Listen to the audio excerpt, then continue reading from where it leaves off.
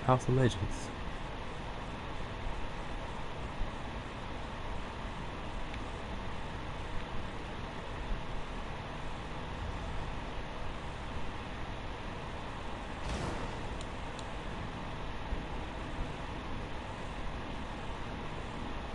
Lords of Order, grant us your favor.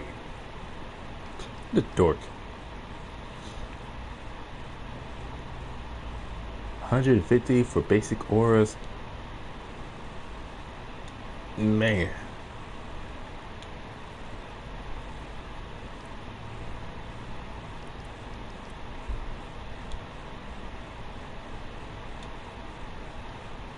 Charging us way too much.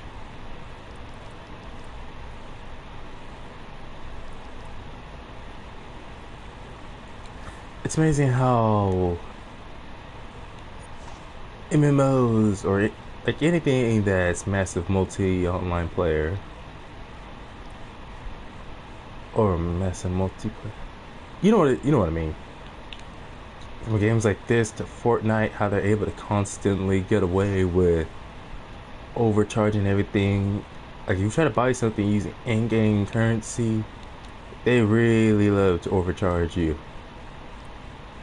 and try to just somehow successfully get away with this idea of if you want the good stuff, you're gonna have to get the good stuff. You gotta keep using real world money. Just keep paying for everything. Can you believe this place? Allies from all across time and space, and I've been working on a system. Dang it! I started the ball rolling on a basic team. Let me just power these up. And what do you need?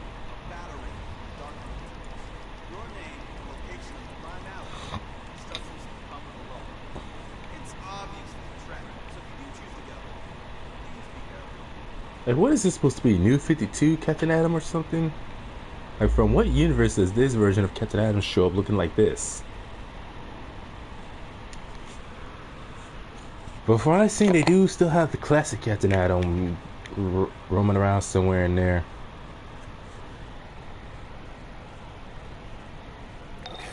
Batman's usually pretty dark, but this is a bit nightmarish even for him. This has got to be the Batman who laughs. Seriously bad news. Watch yourself. Walked right into my obvious trap all by yourself. This was almost too easy.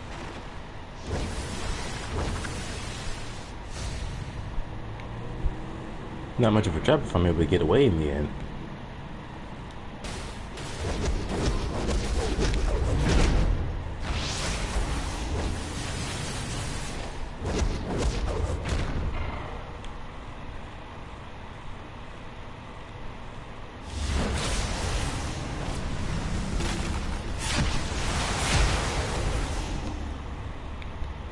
You know, I've been on YouTube watching a lot of comic dubs.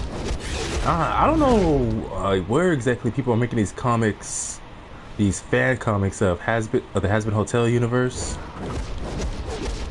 Although I will admit, a majority of the ones that I've seen they are pretty funny. There's some that are meant to be straight up dramas, and maybe like one or two that's supposed to be horrors. But the majority that I've seen are definitely comedies. As far as for what I've seen on YouTube, I don't know what website people who do these comics of their own, what websites they're uploading them to, whether it's DeviantArt or anywhere else that I can think of. But anyways, a lot of them are pretty good. Again, they're fan made. But from what is fan made, a lot of it does make it seem like something that could totally happen in the Has-Been universe or in the actual show if Vivian desired it. Like there was one where for some reason Charlie's trying to like hey wait, I missed some guys over here. Like for some reason, Angel ends up leaving the hotel, rejecting Charlie's idea, and ends up hurting her feelings as she runs away after he says some very mean things to her about how he thinks her idea is stupid. Only for him to then go home and can I break this? Only to find his home ransacked and his pet pig, the hell was his name? Oh yeah, Fat Nuggets, being held by Velvet of the 3 V's, her Velvet, Vox, Valentino, and she was basically threatening him, low-key threatening him, talking about how bad things happens to those who don't do what they're told, because apparently Valentino told him to do something and he did it, and she was starting to slowly hurt Fat Nuggets. I can't remember how.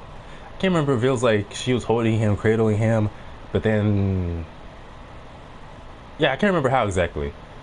But it was tormenting Angel to the point where he broke down and agreed to do what he was told, which was apparently to lure Charlie into a trap for them to be able to capture her, which by the end of the comic they do.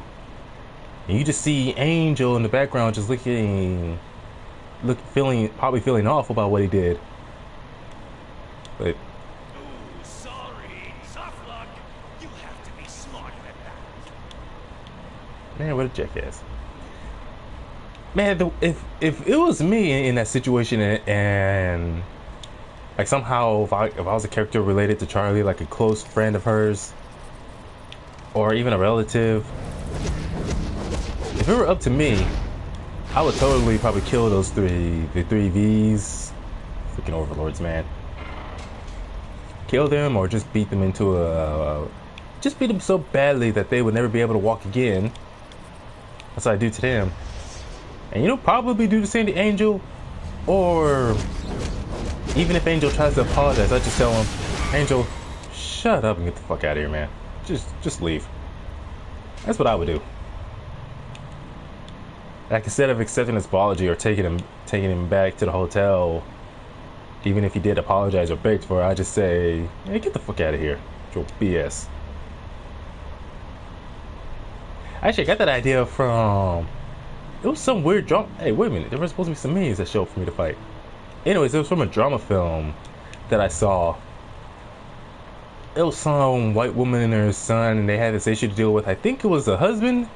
It was either a husband or a boyfriend that the guy's mom was seeing or dating. Only to find out that he was having an affair with some girl who was around the boy's age. And the boy, I think he was like in college or he was in high school. Pretty young. Like maybe like 20 years or so younger than his mom and the guy she was with. Again, I can't remember if that guy was her husband or if that was like her boyfriend. But anyways, some drama ensues and eventually it leads to the son kicking the guy's ass when he chases him out of the house. And well, he was about to start wailing on the guy, so he gets the guy on the ground and was about to throw a punch, only to miss and hit the pavement, and ends up hurting the kid's hand. Not breaking it, but definitely hurting it quite a bit.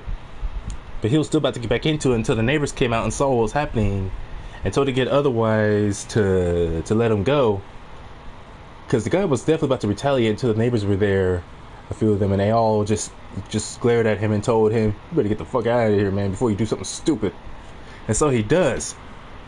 And so as he's walking away, the girl that the man was having an affair with was about to apologize, was trying to, until the boy's mother, deciding she had enough of that girl, just told her, girl, get out of here. And without saying a word, the girl just left. I was like, I don't know why, but that was cool. Because at that point, what else can you do? Like, that girl knew that man was in a serious relationship, but that man was the one who initiated all of it. So definitely might as well just let her go and just not even bother putting up with the nonsense anymore. And you will need something from me. The hilarious thing is, you won't know what that is until it's too late. So, let's beat each other's senses. I used to wonder about how he's able to see through that weird mask of his, if you can even call it a mask. And apparently it was explained in the comics as being because it's dark metal from the dark universe. That's how he's able to see. Like some kind of special metal that allows him to see through it. Something like that. But I'm not ours, and you did it. So I win. I'm going to enjoy this. But people like Batman Who Laughs and Spider-Man Noir, they're like examples of how you can have a character whose costume has little to absolutely no resemblance to the character they're supposed to be a counterpart of. But they still are. There's some alternate universe version of that character. But the costume is designed in a way where you would not be able to recognize them as an alternate version of said character at first.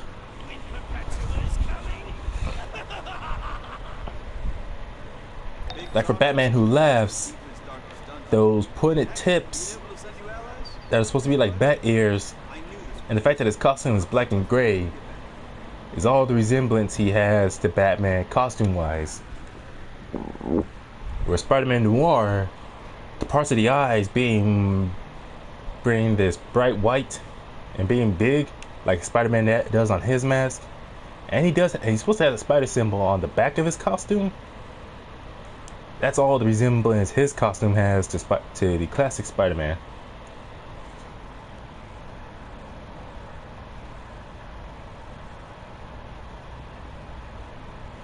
Now what was this? That was oh yeah, those comic dubs I was reading, or that I saw. Ooh, this is a pretty nice Supergirl costume. That top is the scuba costume.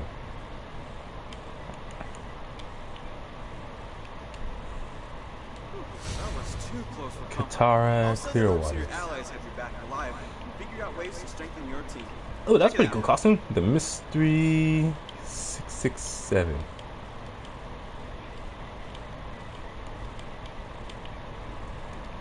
I forgot, where was I? Oh yes. And I forgot what the hell the name was. The YouTube channel I subscribe to that has all those Has-Been Hotel fan comics. There's been a few that have comics based on Hell of a Boss. A majority of which are pretty nice to watch. And some in which both Has-Been Hotel and Hell of a Boss cross over. Fixing the temporal spatial coordinates, and good to go. But I remember there was a few that I saw where I'm like, oh, that character just deserves an ass whooping. Like the one I was talking about where Angel is forced to betray Charlie and the others at the hotel and leads to Charlie getting kidnapped by the three EVs. And I can't remember, what was another one there was another few I saw that made me think, oh hell no. Oh yeah, it was one where I don't know what it was. They didn't really show the beginning, if there was a beginning, but it ended with apparently Charlie was at her parents' home, and apparently she and her father Lucifer got into a big old argument, and it ended with Lucifer saying he doesn't have a daughter, and Charlie ran away saying she doesn't have a father. And it made me think, oh hell no, Lucifer, it looks like he deserves a swift Southern Texan style ass whooping for that.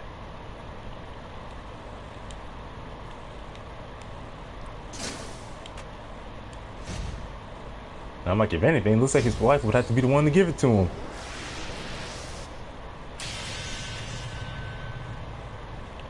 Definitely, I can imagine some of these probably being good concepts or good ideas that Vivzy Pop could use in her show, if she ever gets to that.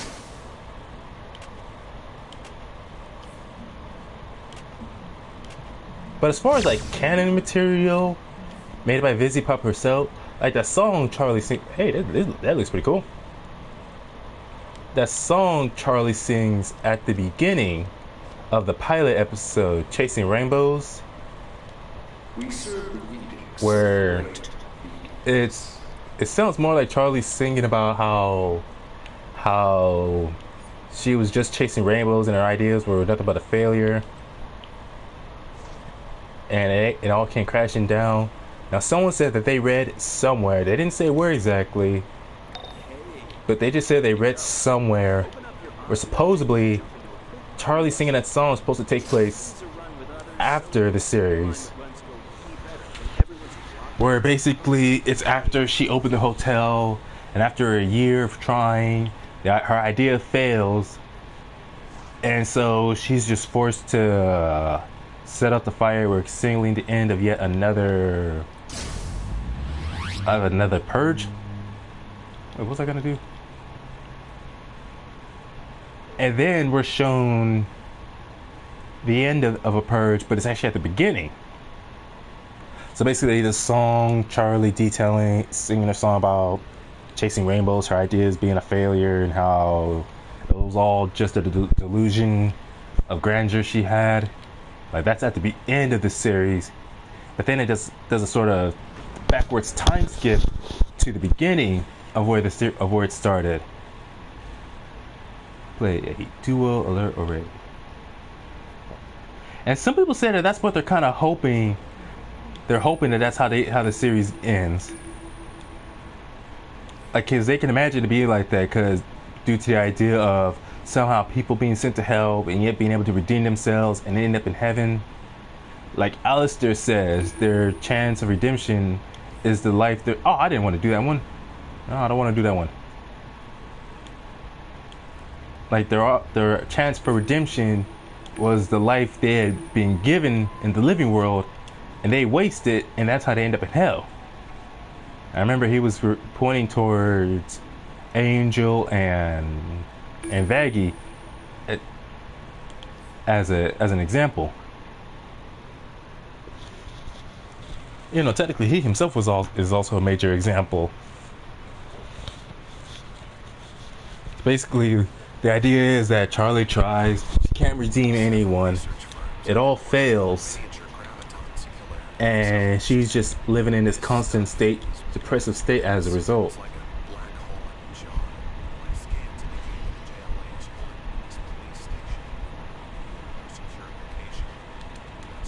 There we go.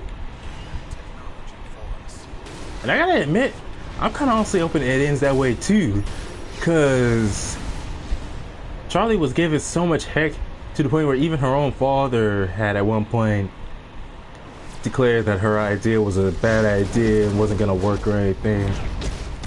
And I wouldn't be surprised if when her mother was trying to be encouraging towards Charlie, it was more out of pity rather than actual confidence that her plan could possibly work. More just giving her that false hope that a lot of parents actually tend to do, even if they don't realize it.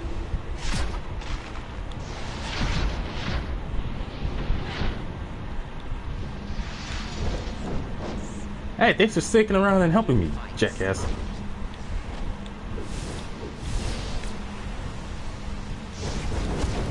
And there was one YouTuber who was talking about why, if anyone, it should be Angel Dust who should be the main protagonist. Just because in the context of the grand story, it would make sense to follow it from his perspective.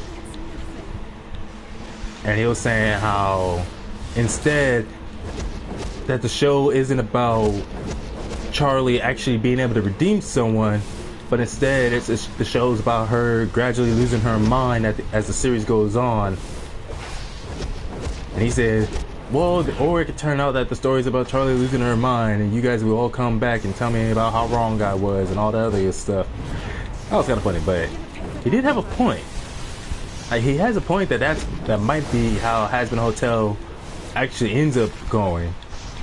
Where instead of where you're optimistic for Charlie at first, but as each episode goes on, you start to realize almost either quickly or gradually as the show goes on that her plan was doomed to fail from the beginning. Like, she was never gonna be able to win or succeed. And it was more of how she deals with her failure afterwards. Some believing it would just be simple as, again, just her being a constant state of depression afterwards. Others being it'll end with her losing her mind and just snapping, going crazy, and unleashing a form of hell that nobody, not even her father, has ever seen before. Which I'm hoping that's the direction it goes in. Cause man, was Charlie just giving so much BS. That son of a... Oh, great. What the hell you gotta run away for, man?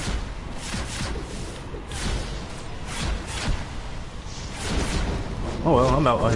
Man, I'm out here kicking Batwoman and Hunter's ass on my own, man. Check it out. Check it out.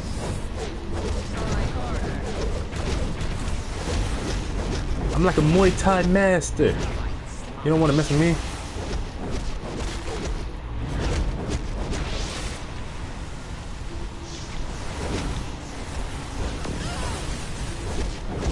Yeah, you saw that? I took down Batwoman. Batwoman.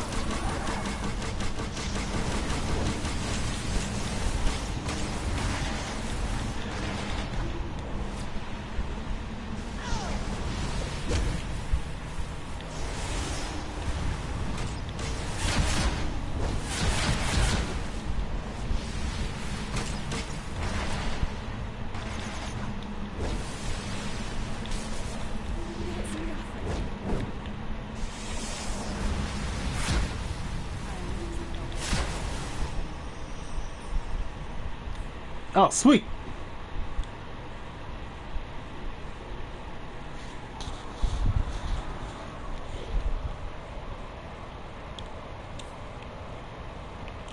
Now back to what I was saying.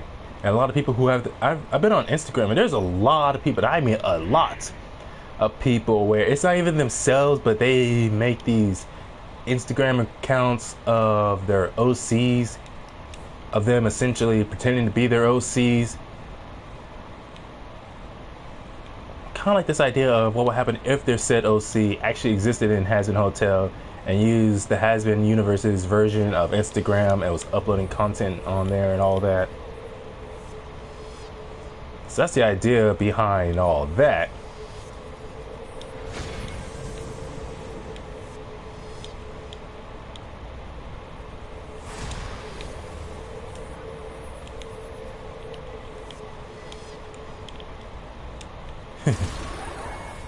I will admit, I assumed it was a guy just based on the name alone.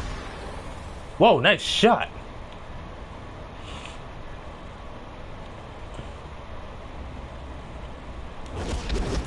But anyways, all these different OCs, but that's all. But I remember a long time ago. Was that before or after I came back from? Yeah, I think it was well after. Yeah, it was definitely after I came back from Ukiah a couple months ago. I was doing a live stream and I was talking about an OC I came up with named Julian Magne. Yeah, even I keep forgetting it if I named him Julian or Julius. No, it's Julian. Julian Magne, who's basically the idea of it being that he's the older half brother of Charlie, where both of them are the children of Lucifer, but Julian's mother is like Lilith, a extremely powerful demoness. I just can't remember who. I would say maybe like one of the 7 deadly sins. Yeah, I'll go with that idea. Like his mother is actually one of the 7. Unless it turns out that all 7 deadly sins are actually guys, in which case I would have to change that. But until Vizipop reveals if there's any females who are among the 7 deadly sins, I'm gonna keep it that way. That Julian's mother is one of the 7 deadly sins. That's explaining why he's so damn powerful. And the story I came up with him being that his father abandoned him and his mother. And while his mother was very loving and caring, he was always anxious to know who his father was. So when she felt he was ready to leave on his own, Julian eventually found she told him who his father really was. He goes to meet his father, and his father ends up being a complete jackass and uncaring to him, and just basically tells him to get out of his house and talks about and says he doesn't want to ever see him again. And this causes Julian's mind to snap, and he decides that instead well, in the beginning, Julian already feels entitled to take over hell one day. But now, seeing his father for who he really is, the kind of person he really is, he decides he ain't gonna wait until the time comes where he can inherit the throne of hell. Instead, he's gonna take it from his father by force. But as powerful as Julian is, there's no way he'd be able to take on his father by himself. So instead, he figured he would amass an army by collecting people from the mortal realm or the living world. Whoa, chill, my guy. How you doing? Oh my goodness, can I stop getting knocked into the air? Mr. Gold. Jacket.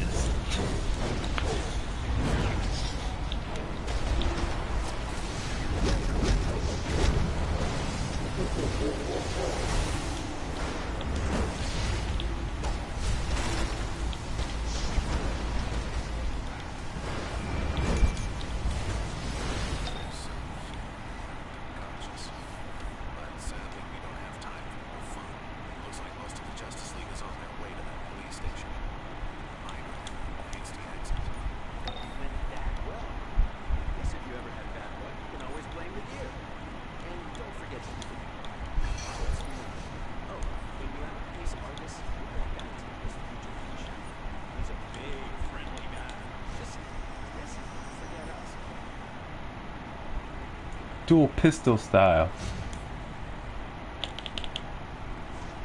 Ah, dang it.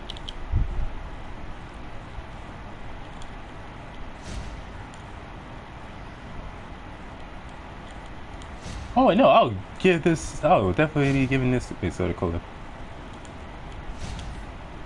Yeah, I'm gonna save some of this stuff for Madam Washington. But anyways, back to what I was originally talking about. So Julian decides rather than wait to inherit the throne of hell from his father, he would take it by force. And you know, this whole concept of the whole son of Satan or son of Lucifer wants to take the throne from his father. First take over Earth and the entire mortal realm, the entire universe that the mortals live in. First conquer that, then conquer all of hell, and then eventually heaven. Because Julian has delusions of grandeur, and he really believes that he could eventually one day take over even heaven from God. You can already imagine how that would probably go. So it's kind of like this story of someone who's following in his father's footsteps without realizing it, to the point where he's gonna end up starting to make the same mistakes that his own father made. Like, obviously, if I ever I need to find some people I can get together, because I want to make this into an actual series. I just want to find out if I ever do somehow manage to do that, if hey Citri,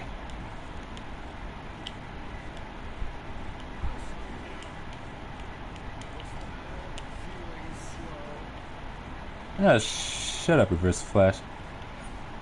Anyways, where was I? Like, if I do make this into an actual series, as far as Julian, I would just have to take out the lore behind the whole thing with him being part of the Has Been Hotel universe. Like, just take all that out, but keep everything else. Like his relationship to Lucifer, Satan, the devil, however you want to have it. Like, keep that intact at least. And just keep his name as Julian, but drop the magnate part. But still, for the sake of like the idea of him being an OC of mine, and if he was in the actual Has Been universe, just that Like his relationship to oh, what the hell is wrong with this guy's face? Oh, it's a mask, one of those weird slimline masks.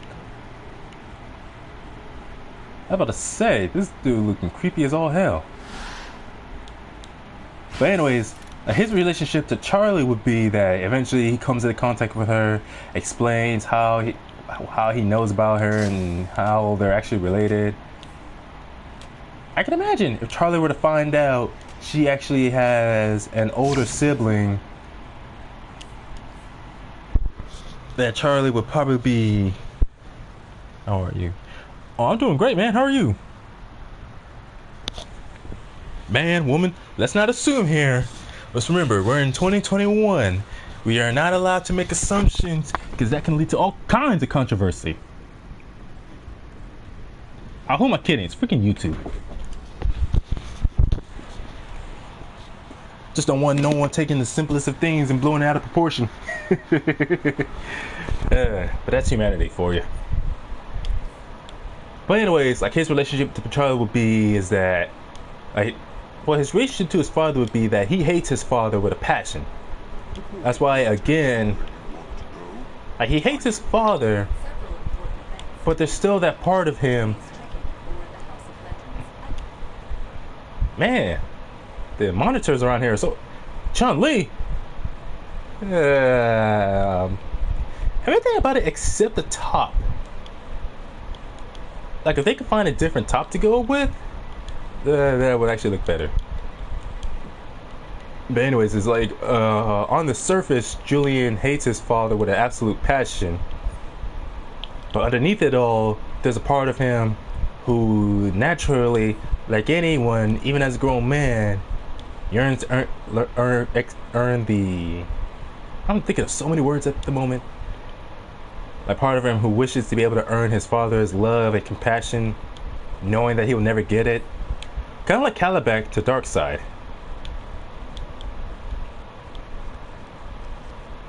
And part of it being, most of it he's just hoping to take over all of that stuff because he feels he's entitled to all of it. But at the same time, he's hoping he'd be able to impress his father at the same time. Oh, fellow DC player, huh? Man, imagine... Actually, no, if Marvel were to make a game like this, I wonder how similar they can make it without it being considered a blatant ripoff. Because just the idea of Marvel making a successful online RPG like this game, that alone would be enough for some people to try to claim it's a ripoff of what DC's trying to do, or they're just copying what DC does. Even though, as far as like comic book companies copying one another, that ain't nothing new. But anyways, so Julian, like unlike Charlie, Julian is definitely power hungry, selfish, and a straight up sociopath. But a lot of people, especially those as naive as Charlie, wouldn't know just how manipulative, controlling, and obsessive Julian can be because he hides it under such a nice demeanor. Kind of like with Alistair. I would say like with Alistair, it's a bit more blatantly obvious, especially because you have someone like Vaggie who warns about trusting someone like him. But with Julian, definitely it would probably be hard for people to tell if the things Julian says or does to his sister or for his sister, rather if it's a matter of him just trying to get something out of her or out of his supposed love for his sister. Which, yeah, he genuinely loves his sister. He cares about her very much. But at the same time, Julian is also a businessman. Definitely kind of be all like, well, I had to do it. It's just business.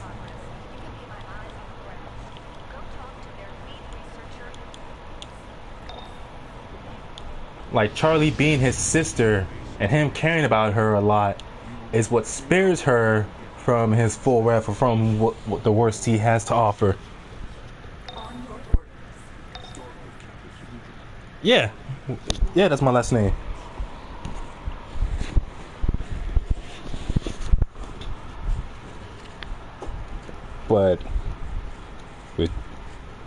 but anyways, if that would actually happen in the show, I can imagine just the kind of surprise Charlie would have, and maybe even her mother too, Lilith, being surprised that Lucifer.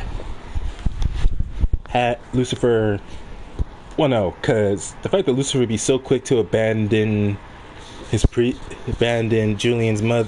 and his mother, and then upon Julian showing up at one point, Lucifer immediately disowning him or telling Julian into his face to never come back. It would definitely be more of an affair or a one night stand rather than it being out of love or anything. I open the way to important locations across time and space. Most of your journey. Saitop? Come on, man. Hey, that does look pretty cool though. That's not bad. Out of all the Saitama based costumes I've seen people make, this one is actually the most convincing. Yeah, okay, now it's even more convincing.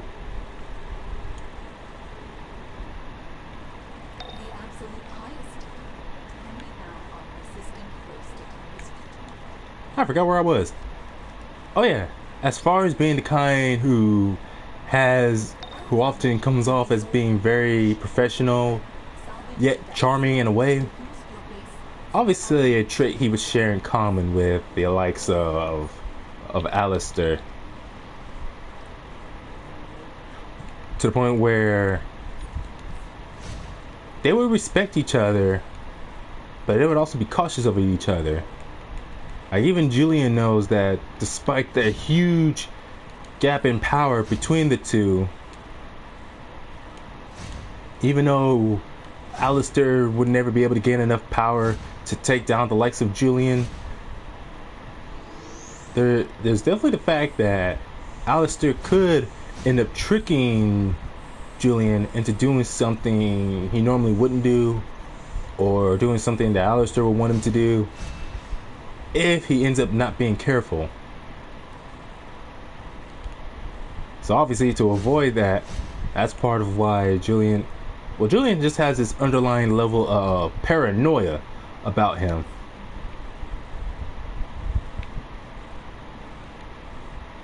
Look at this psalmist person over here.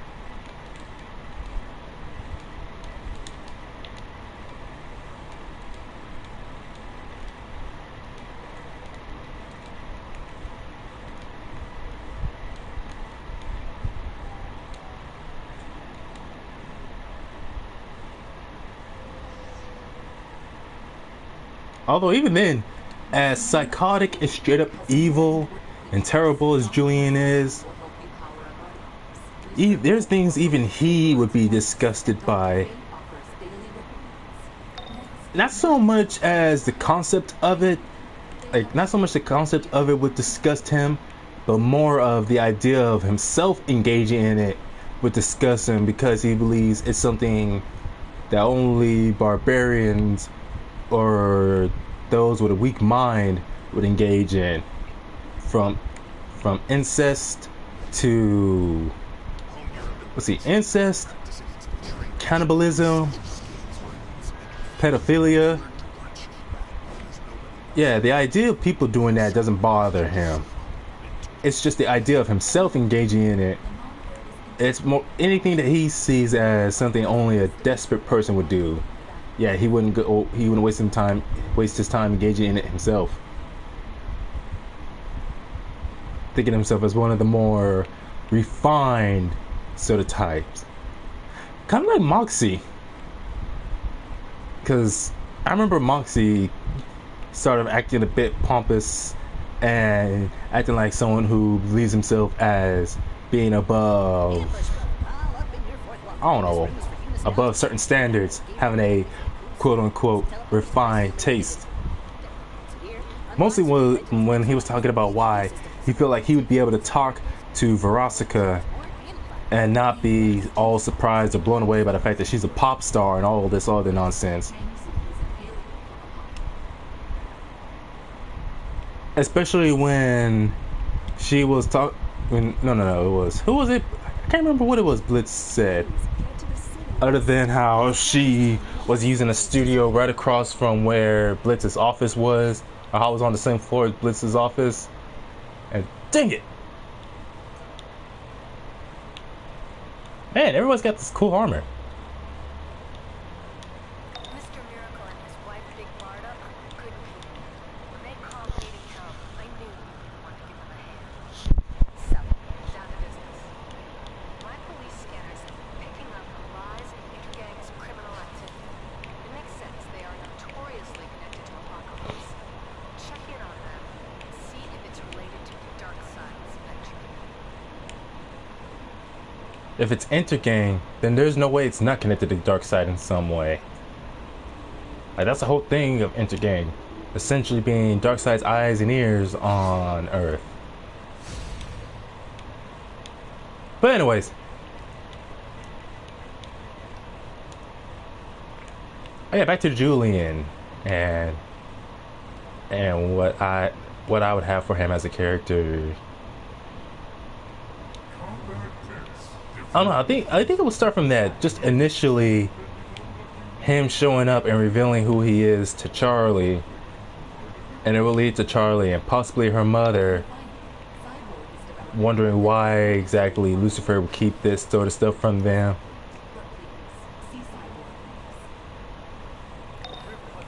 At first, the idea was that they were actually full-blooded siblings, but back then, Lilith was neglectful and Lucifer was abusive, causing Julian to run away and having to build a empire of his own within hell. It switched from that to them being half siblings, but Julian being born long before Charlie, but while he was still with Lilith. Thus, he would be the result of an affair Lucifer had behind Lilith's back.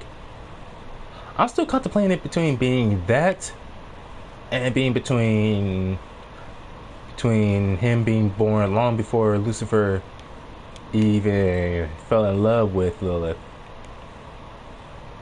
Like, whichever would be able to cause more drama, but in a way that's a bit more what's what I'm looking for? Logical?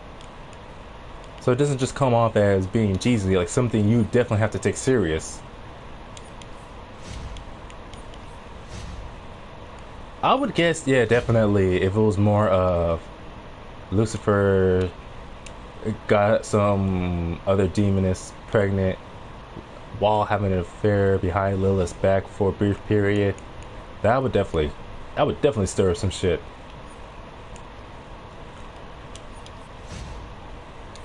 Like, then again, it's hell. Obviously, stuff like morals and whatnot don't mean a thing to a lot of them. But I don't think the reason why they would get upset when some people do a certain thing that others find disgusting or whatever wouldn't be a matter of morals, but more of just this feeling of betrayal that this person did to them.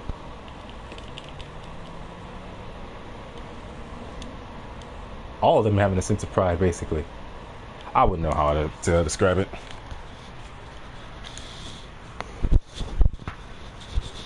But definitely another thing that separates Julia from Charlie personality-wise is that, yeah, Charlie did say that one thing she learned from her father is to not take shit from other demons. Julian, he takes that to a whole different level, where unlike Charlie, he demands, again, because of his entitlement, but not just because of his entitlement, but he also has the power to back up his words. So if he were to say demand obedience, he would get it from people one way or another, either through their own choice or through force.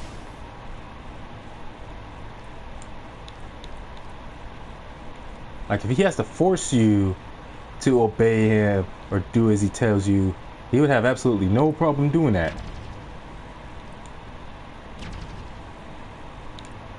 He will hurt, kill, harass, extort just about anyone in order to get his way.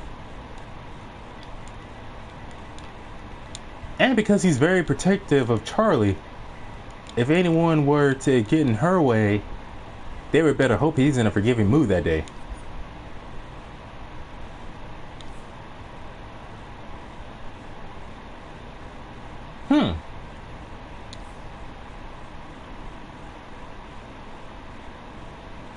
So I would say Julian's refining characteristics would be his protectiveness over Charlie, his love and protectiveness for her, his entitlement, and his commanding slash demanding attitude.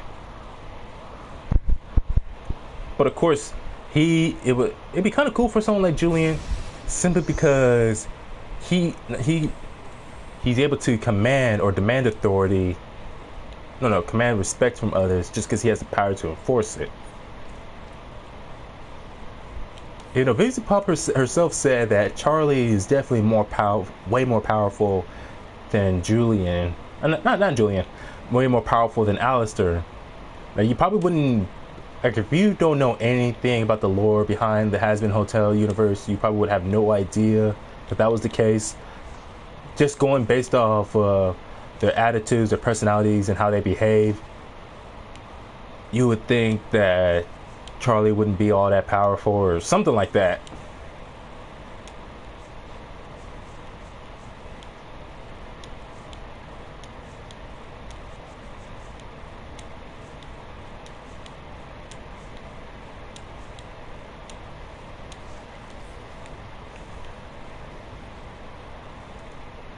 Oh, that's actually very cool.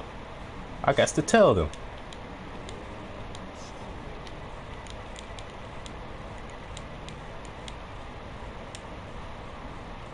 But anyways, like in the pilot, when Charlie was... Wait, anyone got any cool badges they can show off? I need ideas.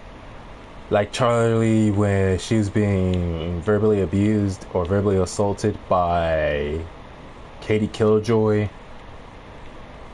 It's like Katie Killjoy was able to go on for a while at first until Charlie mustered up the courage to talk shit. And even then, like, definitely it was enough to get Katie mad. But then again, Katie herself is an entitled jackass herself. But in that instance, I can't remember what happened afterwards. I can't imagine Charlie being able to beat up Katie enough to where Katie would regret it instantly, or promise to never say anything about Charlie like that again. I can imagine she would go on this smear campaign of just talking all kinds of trash about Charlie afterwards. But I need to buy me a weapon just so I can see what the pistols look like. But I'd imagine if it was Julian, the instant Katie started talking all kinds of shit is the instant that Julian would, I don't know, it could either be like a classic beatdown or just him unleashing a little bit of his power to the point it would scar Katie for the rest of her existence. She'd be traumatized to the point where just the idea of Julian being anywhere near her would scare her. And the next time someone mentions him or she sees him, she would immediately just flip out and have a breakdown. She would definitely think twice if there'd be an opportunity for her to think twice.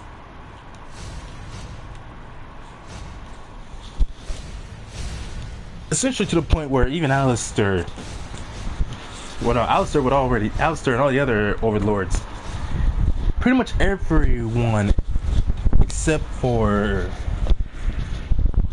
Charlie and Charlie's mother would have to worry about fearing Julian. Oh, and Lucifer, because again, Lucifer is way more powerful.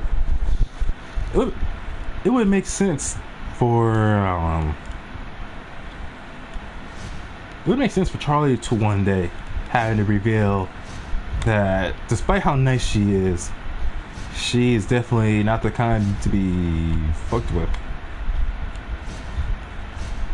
I remember some people said that about me because of how I'm quote unquote too nice I remember some of them saying that that's why some of them are scared of me. Even though I never really took that to heart. Because I'm just like, how could people be scared of me? Because I don't go out of my way to try to scare others, but they say how I'm too nice. That's why whenever I do get mad and I raise my voice or do whatever, it ends up really surprising or shocking people. Which even to this day, it kind of weirds me out when someone says stuff like that about me.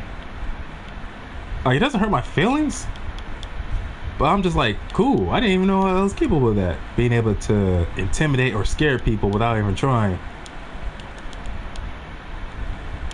So I would say it's definitely got to be the same thing for Charlie.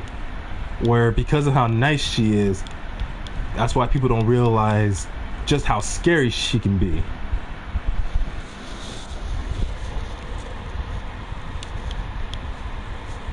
Of course, if that's the case, I guess I'm guessing that's why Vizipop drew and designed Charlie in a way to where, even though she's a demon, she's a pure demon.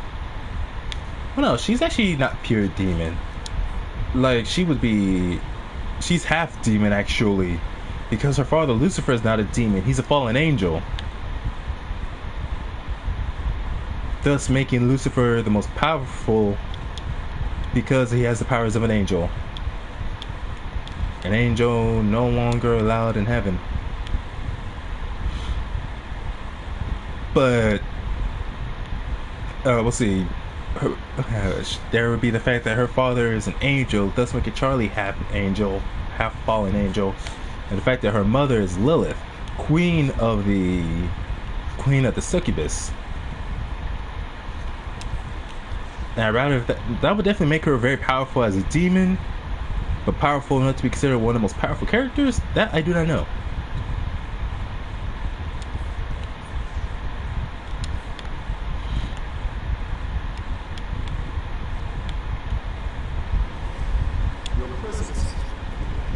Whoa, I have over 40 million. What the heck?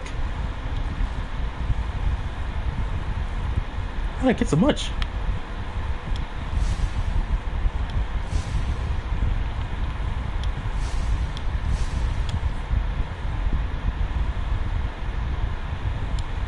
Man, what's up with all these people having these cool costumes? Like, they're so basic. So basic, yet executed so well.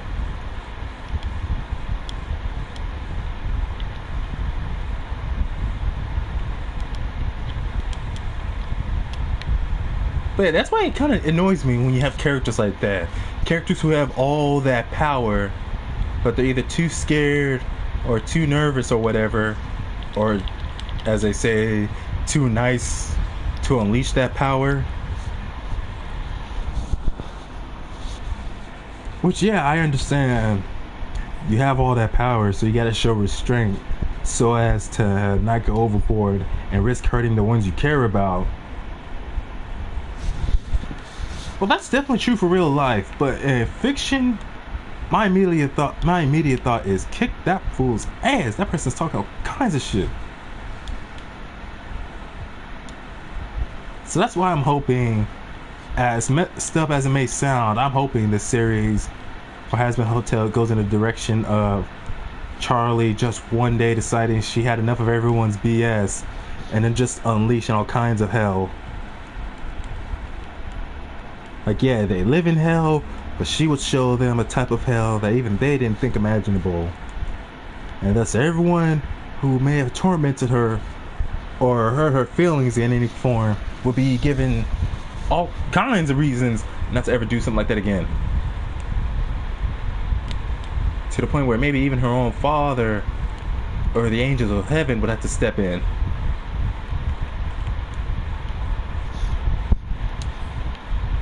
Be like that scene from Men in Black 2 where K and J can't come back to stop Selena after getting the information and all the tools they need to stop her. And you got that guy reading the newspaper and his only response is, "It's about time you guys got here. That crazy alien chick's been causing all kinds of hell."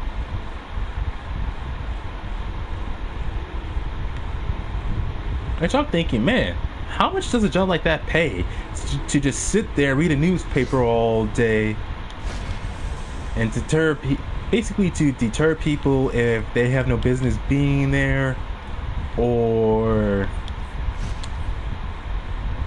yeah, I have no idea what the hell else that guy's supposed to be doing there.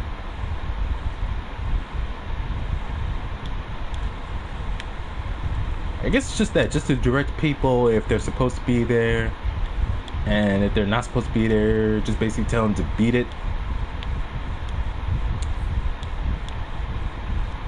Is there anywhere in here where I can go buy weapons?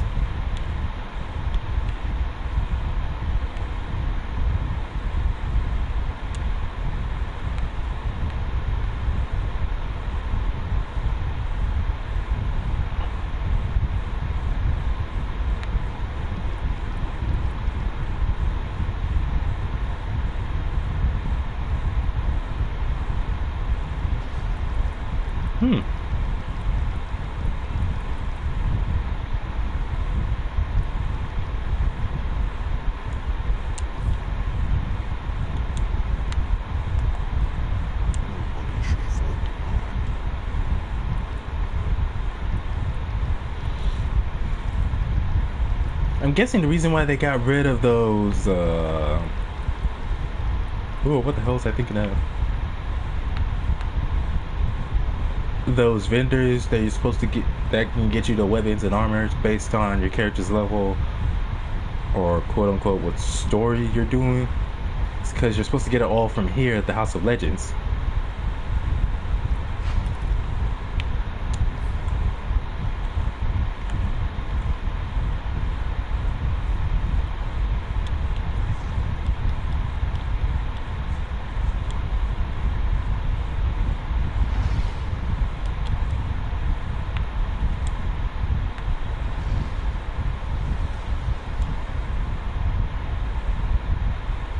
Damn, I lost my train of thought.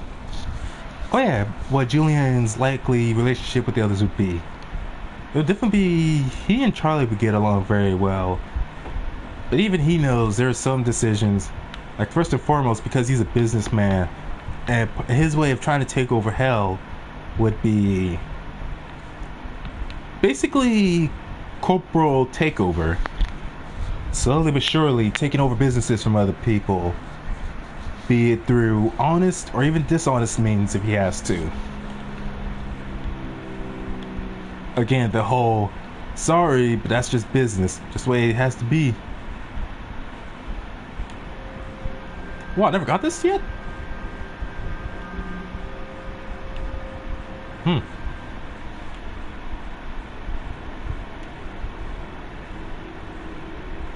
Everyone has different approaches to finding and owning a common limits.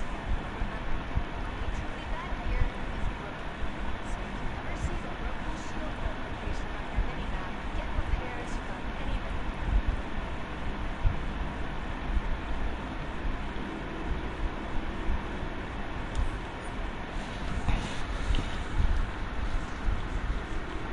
So he would try to establish the HARASSMENT Hotel as a potential business front for him, but he would do it within a certain limit simply because of the hotel being ran by his little sister. So he'd be very protective of her and the hotel itself. In other words, you mess with Charlie, you mess with him, and if you mess with him, you're as good as dead.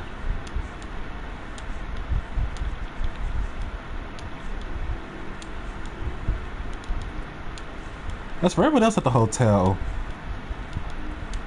definitely it would be only in the beginning would Angel try to flirt or tease Julian, kind of like how he does to Alistair. But you best better believe he would learn real quick that unless he really wants to be erased from existence, he had best better leave Julian alone.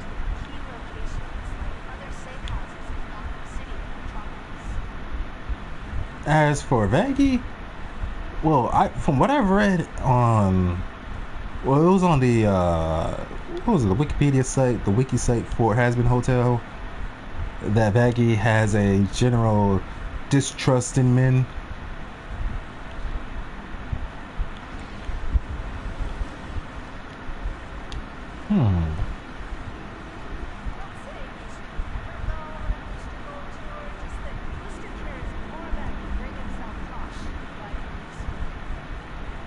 I'm trying to think. A man who has a general distrust of women, a general dislike and distrust of women in general, is a misogynist. So what do you call a woman who's like that towards men, where she has a general dislike, disinterest, and distrust in men?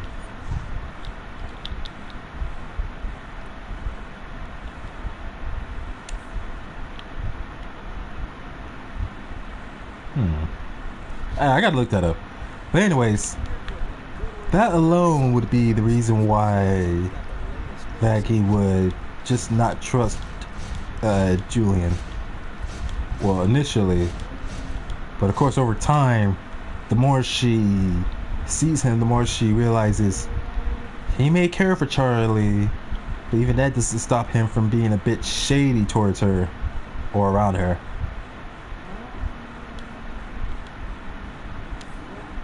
And so it'd be almost like the same with how it is with Alistair, of just Maggie trying to protect Charlie to the best of her abilities from someone like him. Even though, as great as Maggie's intentions may be of wanting to protect her girlfriend from those who would hurt her, the truth is that against someone, even against someone weaker than Julian, but still more powerful than her, like Alistair, there's really nothing Maggie would be able to do against them.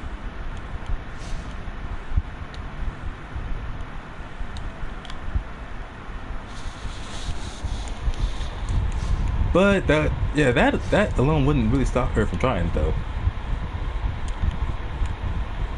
But again, that's just how the relationship between them would be. And unlike Alistair, Julian would have no problem throwing all kinds of insults at Maggie. Like literally, because Maggie is lesbian, Julian's favorite insult towards her would be carpet muncher. That's literally what he would call her almost any time she tries to talk shit or say anything about him or to him that he doesn't approve of.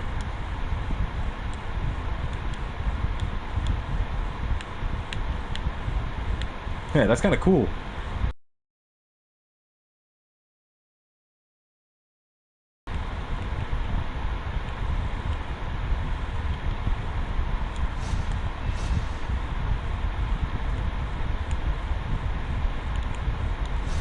Man, I feel like getting a soda. I'm gonna get me a soda.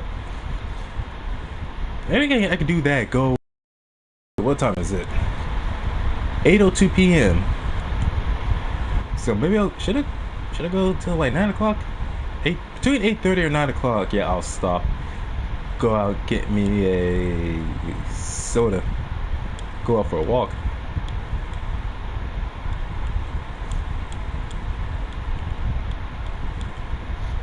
Of course, this will be the last night that I get to enjoy soda, because after this, I'm going to have to go on a strict diet and reduce my intake of certain foods. Like my uncle said, instead of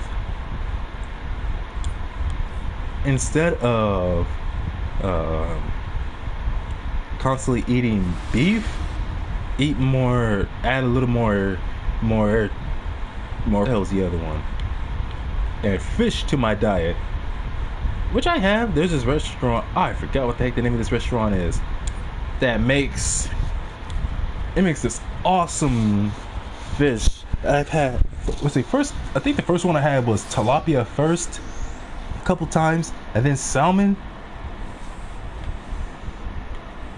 Yeah, first it was tilapia, Then eventually I had salmon, and the way they cook their fish there is very good.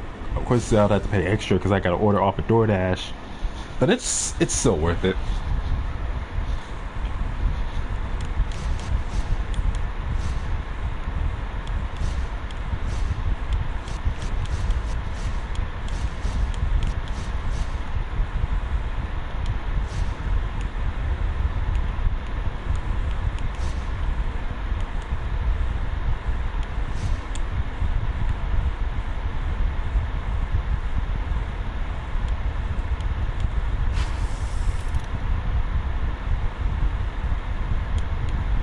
And you know, I remember there was like characters I would add as a sort of kind of like a, can I say self-insert? Because these characters that I would add into the series, into Hell of a Boss, as almost like a self-insert of myself. Nah, but definitely characters I would add just to add to the humor of it.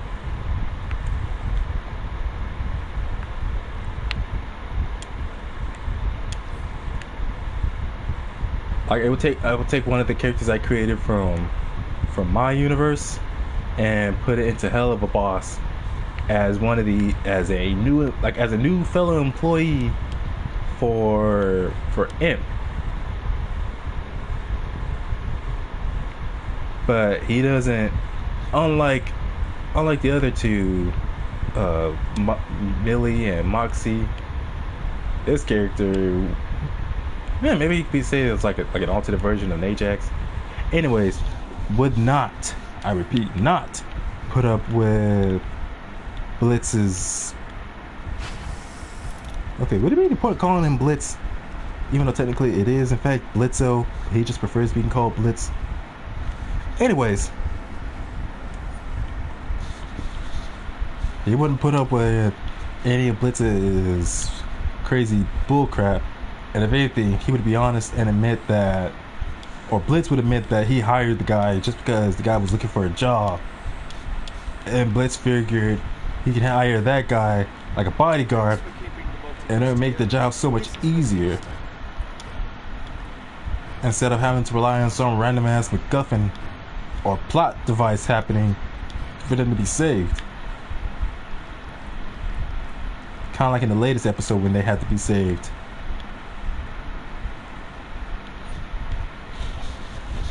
I thought it was also like that in episode 1 when they had to deal with that family of cannibals and he and Millie had to be saved by Moxie. That's kind of the cool thing about Moxie.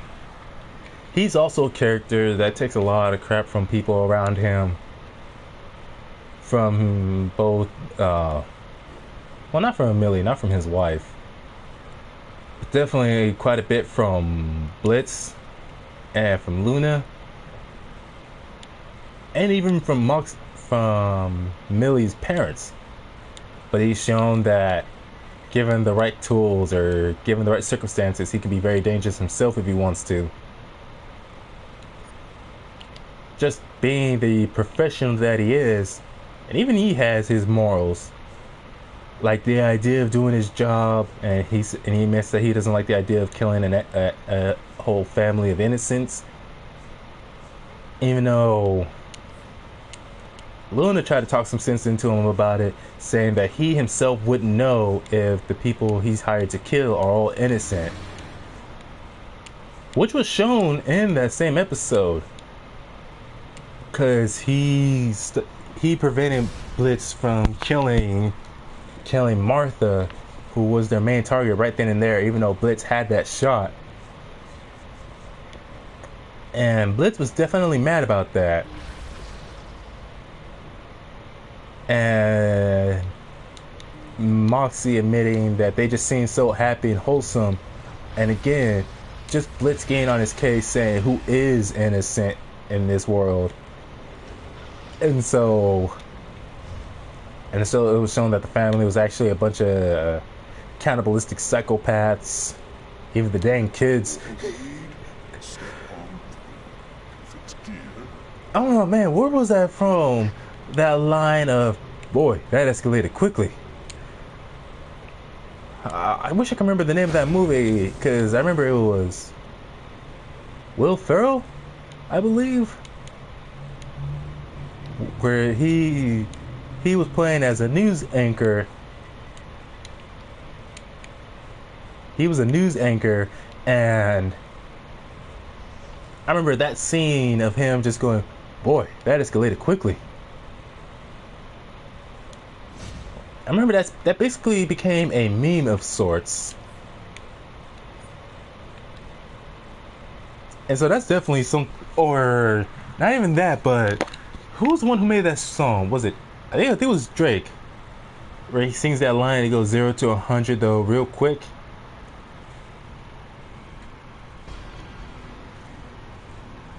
Don't know if we actually do start getting episodes of Hazbin Hotel at any point, how quickly that would happen in each episode, of everything just going from 0 to 100 so quickly, because every episode of Hell of a Boss went in that direction, where everything's going well at first until eventually something happens and it goes from 0 to 100, like in episode 1 when they were just about to when Blitz was about to kill that family, and it's revealed that that family was a bunch of crazy sociopaths. So that was that part going from 0 to 100. Hey, Atrocitus.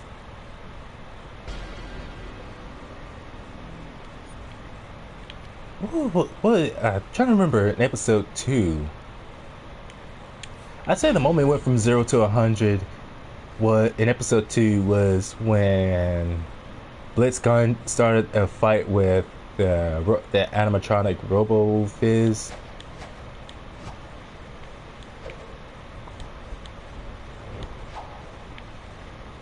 So that would be an example of, in that episode, of when it went from 0 to 100. Episode 3, what was episode 3? Spring Broken? When during her song, Veronica Mayday threw her, whatever that liquor she was drinking earlier was, when she threw it into the water, and that big ass monster just emerged from the water, started terrorizing everyone. Yeah, whatever the heck that was Veronica was drinking when she threw it into the crowd and landed into the ocean, and it landed on a fish, and it turned that little fish into a big ass sea monster, into a I don't think that would be considered a Leviathan. Probably, but anyways, so that's when that episode went 0 to 100. Of course, that was only for a short while. But anyways, what was episode 4? I think, yeah, episode 4 was when. Episode 4 was when.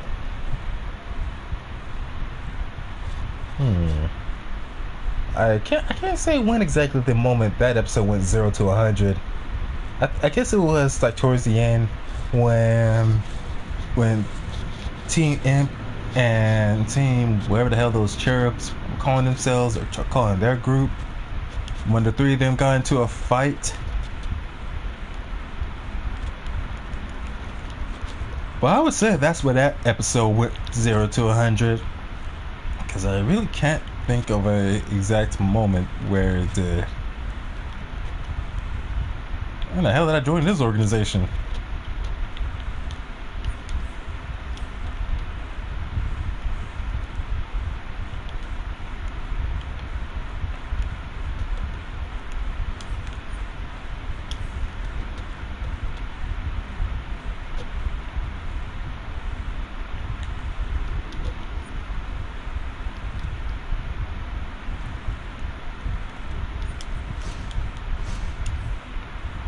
Now, what was episode 5?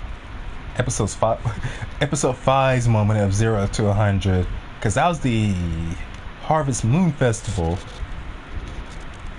I would say where Moxie went into Stryker's room and found out that Stryker was intending on using a special kind of bullet to kill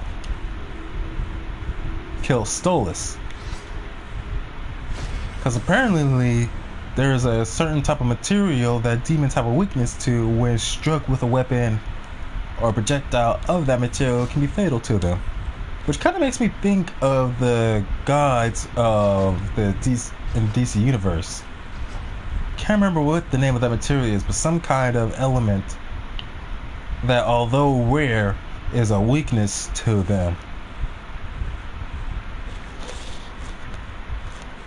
But oh well, that's beside the point. And then from there, it's a matter of things just things escalating. Not to the point where it's just like all out madness. It's definitely more of a controlled sort of madness, because it's limited to just that environment that they're fighting in, or that small room where where Moxie ends up fighting. I keep forgetting the guy's name. I just said his name too. Oh yeah, Stryker.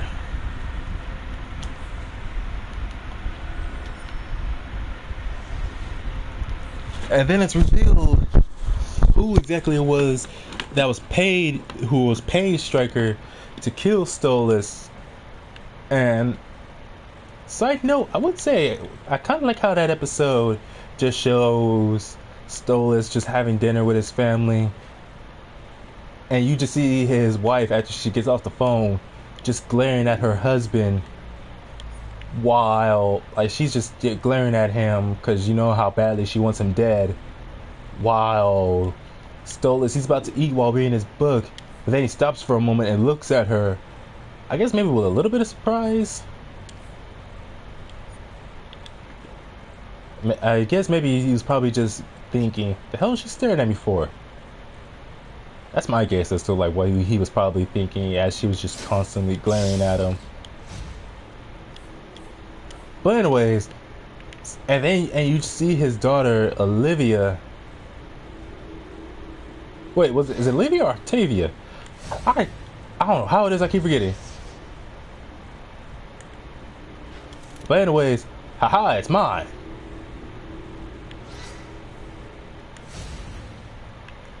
Thought they beat me to it.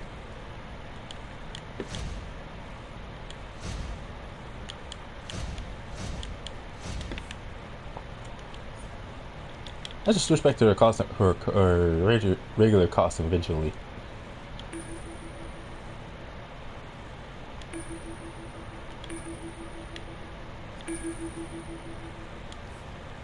Shadowlands. I haven't done this in a while.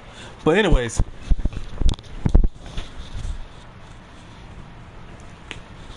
You just see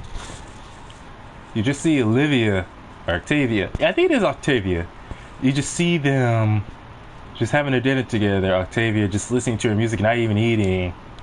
Stolas reading his book and just looking at his wife for a moment while his wife is just glaring at him. I don't know why, but that's just funny. Got the wife glaring at the husband looking a bit confused. And their daughter is just there, just listening to her music, not giving a damn about anything going on around her.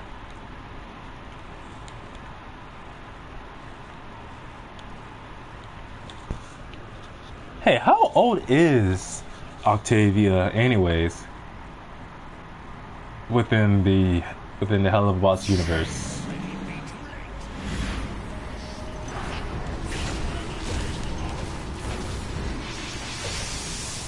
I don't know. I don't think it is established in the episode how old she is, other than that she's simply just a lot older than when she was shown at the beginning of the episode as a little kid. But it doesn't say her specifically being a grown adult by then. Like either like in her early 20s or in her late teens by that point.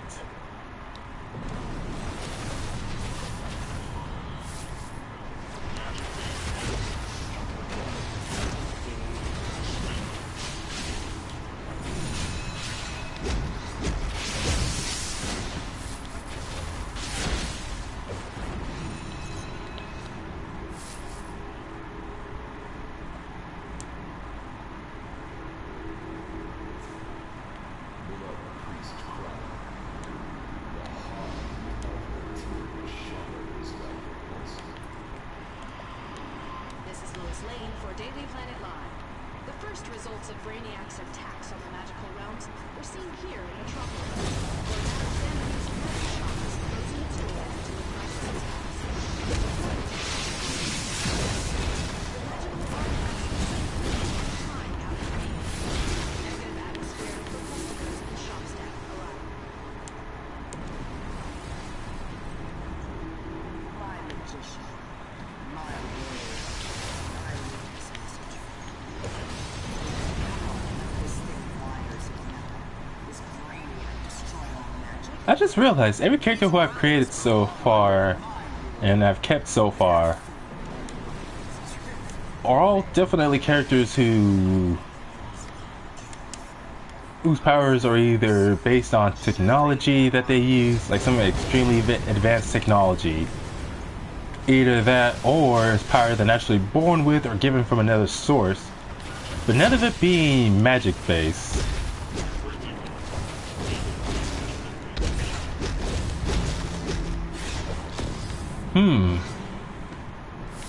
I don't know. If I were to curate the Chaos universe, I probably would have maybe a few characters in that universe who use magic, but a majority would be just where it's not magic, it's divine power, or divine or demonic power. But to a lot of people, they would think it's magic just because it's so foreign and alien to them.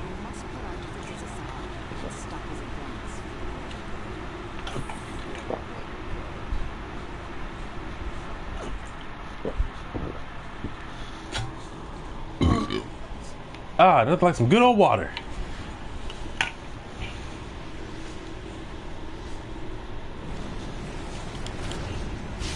But anyways,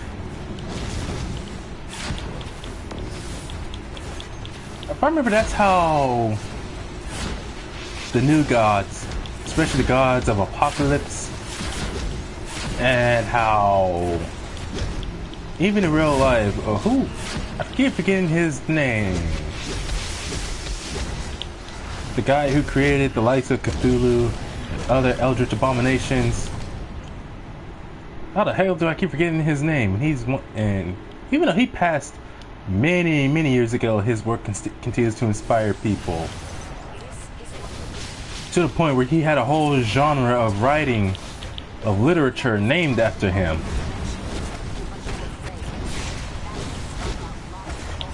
I wish I could remember his name. But I remember his characters who were described as their powers being just so foreign, so vast, so different from what we humans have seen. The humans can't help but think of what those characters are capable of as magic.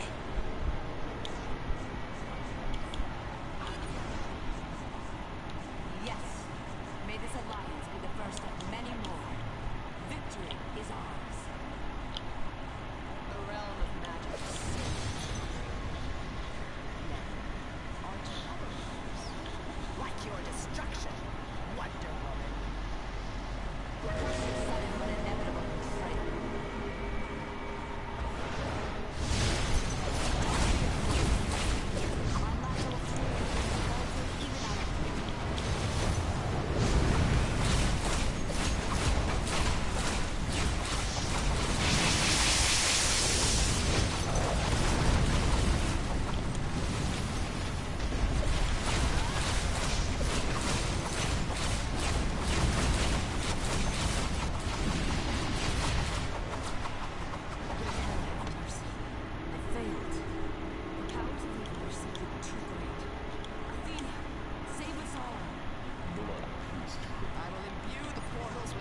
lateral fury is melted even out of Now, I understand completely that Wonder Woman, what makes her such a great warrior is that the Amazonians, their whole livelihood is built around their skills in hand-to-hand combat, being trained warriors and all that. But what I don't get is that,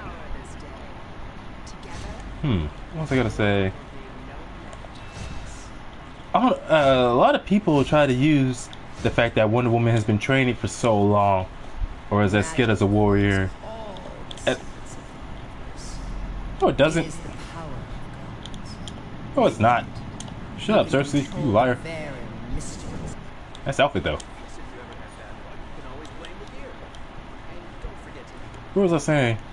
Oh yeah, definitely Wonder Woman is one of the best hand-to-hand combatants, one of the best martial artists in the DC universe. But I don't know, would I say go as far as to say she's the best? Like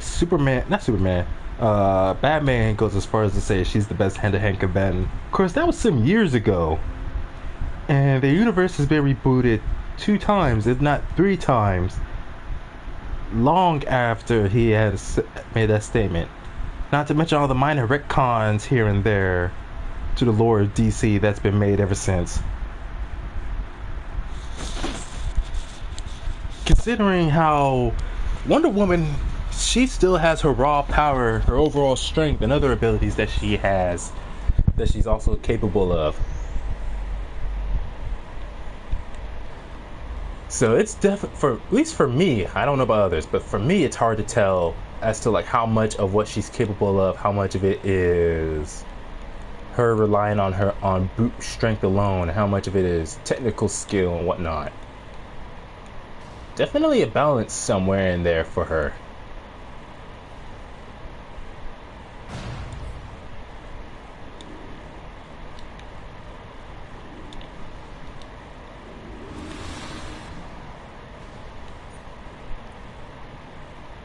Wait, she's smiling. Nope, never mind.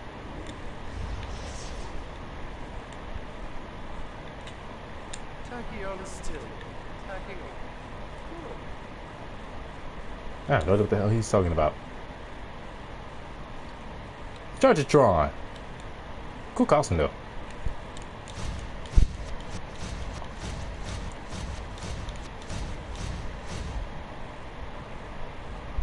Ugh.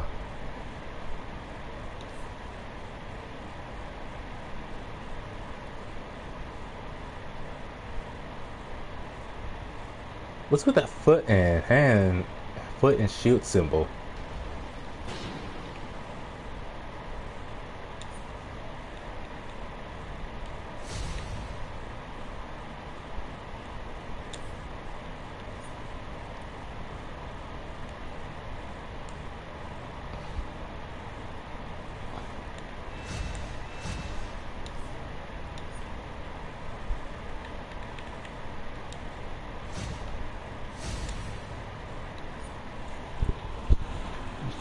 Now, who was it that claimed Wonder Woman to be one of the most powerful beings? Oh yeah, it was. What's the name of that comic book based channel? I can't remember, but I remember the guy who was hosting that episode when talking. It was an episode where they were covering when DC made their official canon top 10 fastest list, and he made the statement of Wonder Woman, her being so well trained by the Amazonians and all the other stuff is part of what makes her one of the most powerful beings in the DC universe. And immediately I'm thinking to myself, BS, I wouldn't even call Superman one of the most powerful beings. Superman, Martian Manhunter, Wonder Woman, they are definitely among the most powerful mortals in terms of physical strength and everything else they're capable of. Yeah, they're among the most powerful mortals in the DC universe. Not just on Earth. Yeah, not just on Earth, but in DC universe in general, they are among the most powerful. But I would not say that they're among the most powerful beings, because there are entities, deities out there that are just so powerful that there's no way people like Superman, Wonder Woman, Martian Manhunter could beat them on their own, no matter how hard they hit that person or what they try to do to that person. Like the Endless, the Monitors, Perpetua.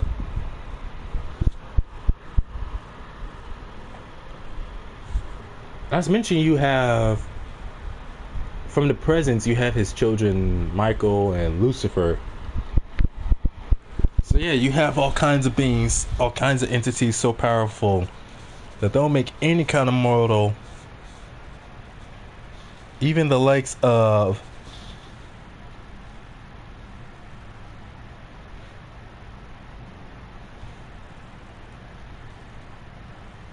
anyways, entities that are so powerful, they will make someone like Superman, Martian Manhunter, and many others who are in that field of straight just look like chumps by comparison.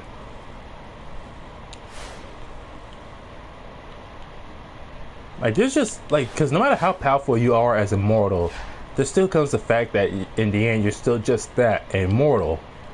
There's still the immortals, all the gods, demons, angels. Like, you have to take all of them into account as well. Yeah, let's do a raid. Hopefully this time I don't get kicked from this raid either.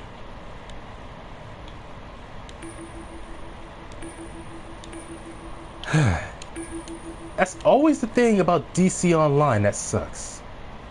It's always the healers and the tanks who get the most BS from people. Anytime we fail at a certain point, like boss fights or whatever, it's always got to be the healers and tanks who get the most blame from everyone.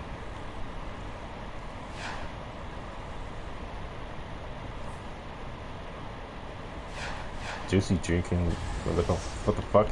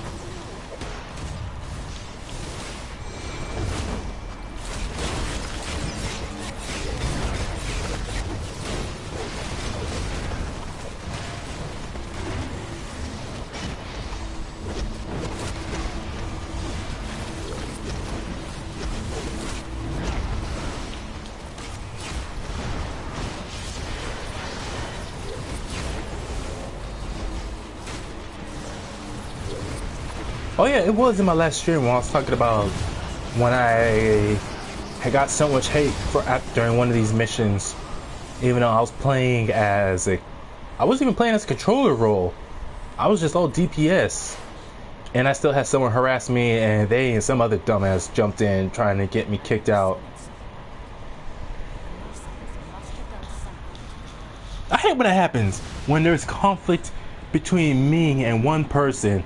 Like, it's just between me and that person, and some moron for some reason feels like they just have to get involved and jump in on it. Like, hey, I see this guy's harassing that guy, let me jump in and help harass that same person. There's no way I'm gonna get in trouble for that. Of course, I remember that same guy who was like that, that same kid, that 18-year-old who had that mindset. That's what eventually led to him getting written up so many times and costing him his chance for a promotion. Remember, that's something he was working on. He was working on trying to get promoted in the workplace. Because then, which it was a good thing he wasn't able to get that promotion, because he definitely would have let that go to his head even more than it already did. Because he was already bossing people around, harassing everyone, telling us what to do, making a big deal whenever we didn't do things his way. And he thought of himself as the most badass person in the kitchen that we worked in. Even before, long before he was able to start the process of working towards his promotion. But once he started working on it, it just heightened his sense of entitlement tenfold.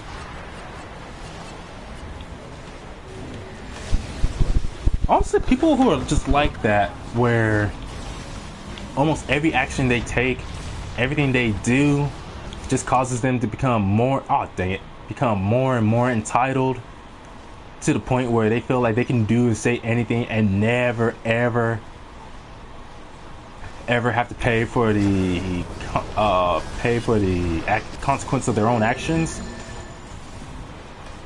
It's just creepy and honestly quite sad seeing people let themselves devolve like that. It's like they got their whole life ahead of them. There's just so much they can accomplish, so many things they can do to help themselves, to help others, but they throw that opportunity away because they would rather be so selfish about it.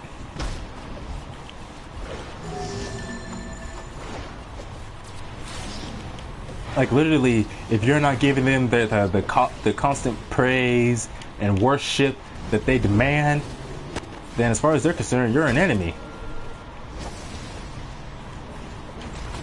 Like almost anything you say or do, they'll take as an offense or as a threat to their existence, even though what you're doing or saying can be any more harmful than a fly to a buffalo.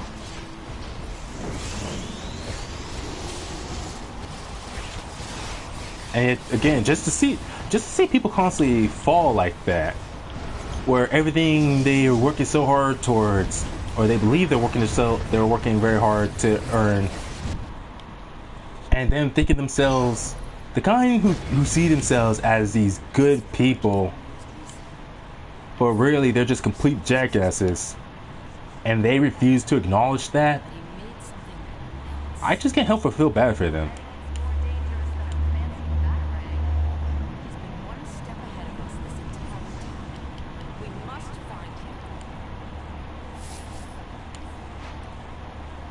Hey, is that Magneto?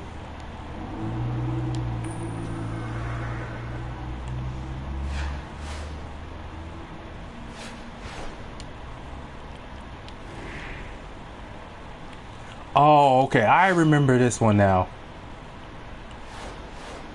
There was that particular boss fight where he had to go up against Hades and all those various ads while he has that sun sword.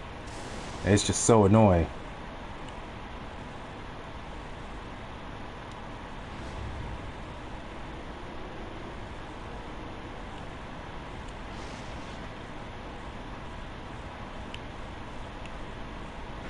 Weird name, but that looks like a pretty cool costume. Almost like a ninja costume, like the heart is exposed for some reason. Oh no, this is after we had to fight Ares.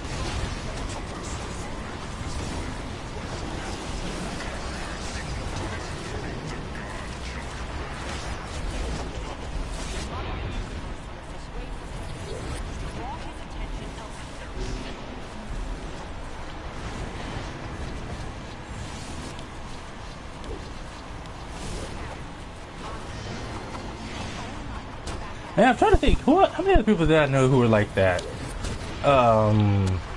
Specifically, there's only another one guy I knew, and that was back in Job Corps. And yeah, I've met a lot of creeps and weirdos from throughout my entire life that I lived so far. But I would say Job Corps and Conservation Corps are just like these magnets that attract these kind of people. Like, you want a guaranteed opportunity to meet those kind of weirdos, those entitled, delusional types. And of course, you would probably expect that from people who are like in grade school because they're young, they haven't seen the world that much, so they don't know really what to expect. But these guys who I saw who are like this, who are just so delusional, always thought themselves as good people, and always feeling betrayed when they're just pretending to be nice, but you don't reciprocate their kindness.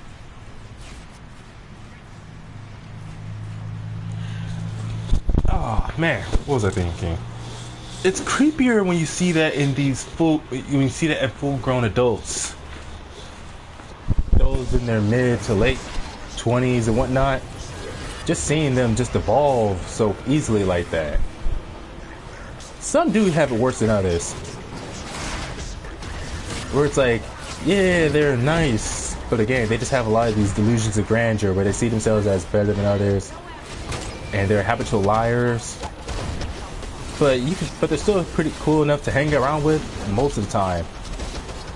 Then you have those to where they're like that, but it's so much worse that you just cannot trust them at all.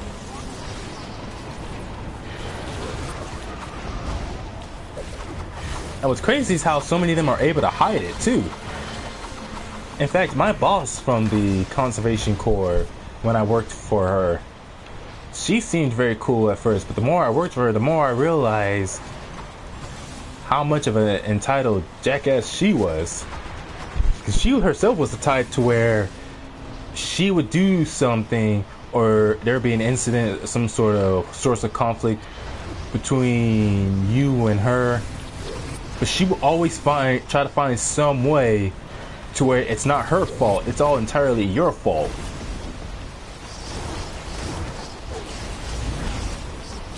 To where she seems like she cares, but really it's all just a matter of just having things done her way, and if she doesn't get her way, she would just be so petty about it.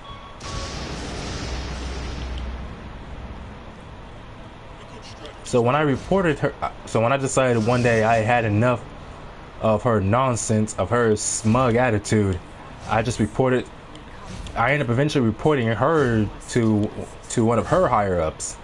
Because that's what I was constantly doing to others whenever I had to.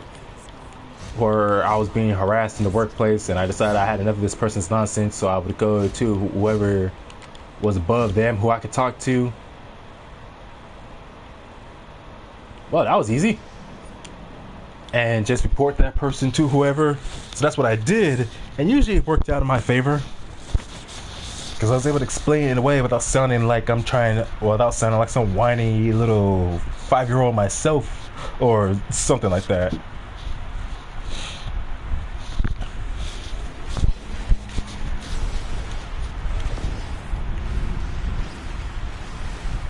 What time is it? 8:40? So yeah, I'm probably just gonna log off and go out for a while. I'll probably do another stream when I get back. Maybe, no guarantees. But to finish what I was saying, it never hurt my feelings whenever because the first time I reported someone when I was in the conservation corps, and it was like only my second day of working, and some guy was harassing me, and I ended up reporting him to one of my supervisors, and they took care of it, and he got written up for it. Of course, eventually he and any other guy who I had to keep reporting because of the way they were, just how toxic they were being in the workplace to me and to others, eventually they all got fired because they were constantly doing some BS. But for the two out of the three who got fired, who just had this weird obsession with me, and I did talk about this in my last stream, just like one of them out of the three who bothered me and others in the workplace the most, one of them got fired for sexual harassment. Like some were saying he went into a girl's cabin without permission and refused to leave even when the staff told him to. Others were saying that he forcibly, anyone need an extra just that he forcibly hugged a girl who didn't want him hugging her. Yeah, it was a guy who said he was there to witness the event when it happened. He said that they were off center at a gas station, and the guy comes up to the girl and asks her, "Where's my hug?" She says, "I'm not giving you no hug," and he forces her, and he just hugs her forcibly anyways. And apparently she felt violated and reported him for it. So I myself have no idea. I wasn't there to see what happened, so I don't know how exactly it happened. That's just again what I heard from them. One saying he forcibly hugged the girl even though she didn't want no hug and she felt violated. Someone else saying he was caught in the girl's dorm and refused to leave when he was told by staff to get out. So that's what happened to him. The second one, who was the first one of the two who I said had this weird obsession with me, because I always assumed that he was gay and just had this weird crush on me.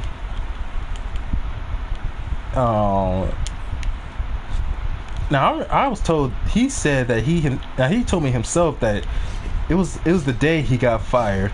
And the funny thing was that even though he was getting fired, because of how narcissistic and full of himself he was, literally one of the last things he said that night to me was, "Good luck in the kitchen without me, guys."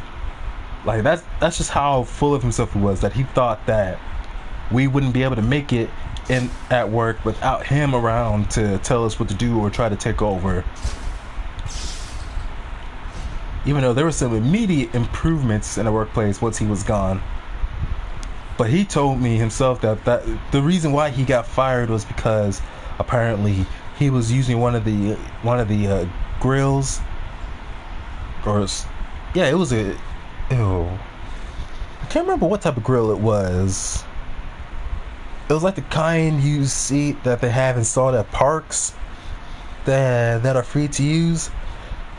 I can't remember what they're called, what those type of grills are called. But anyways, he was using one of those, and he was using some kind of lighter fluid that was not allowed on center. And he tried to light it, and it was a major safety hazard because it could start a huge fire.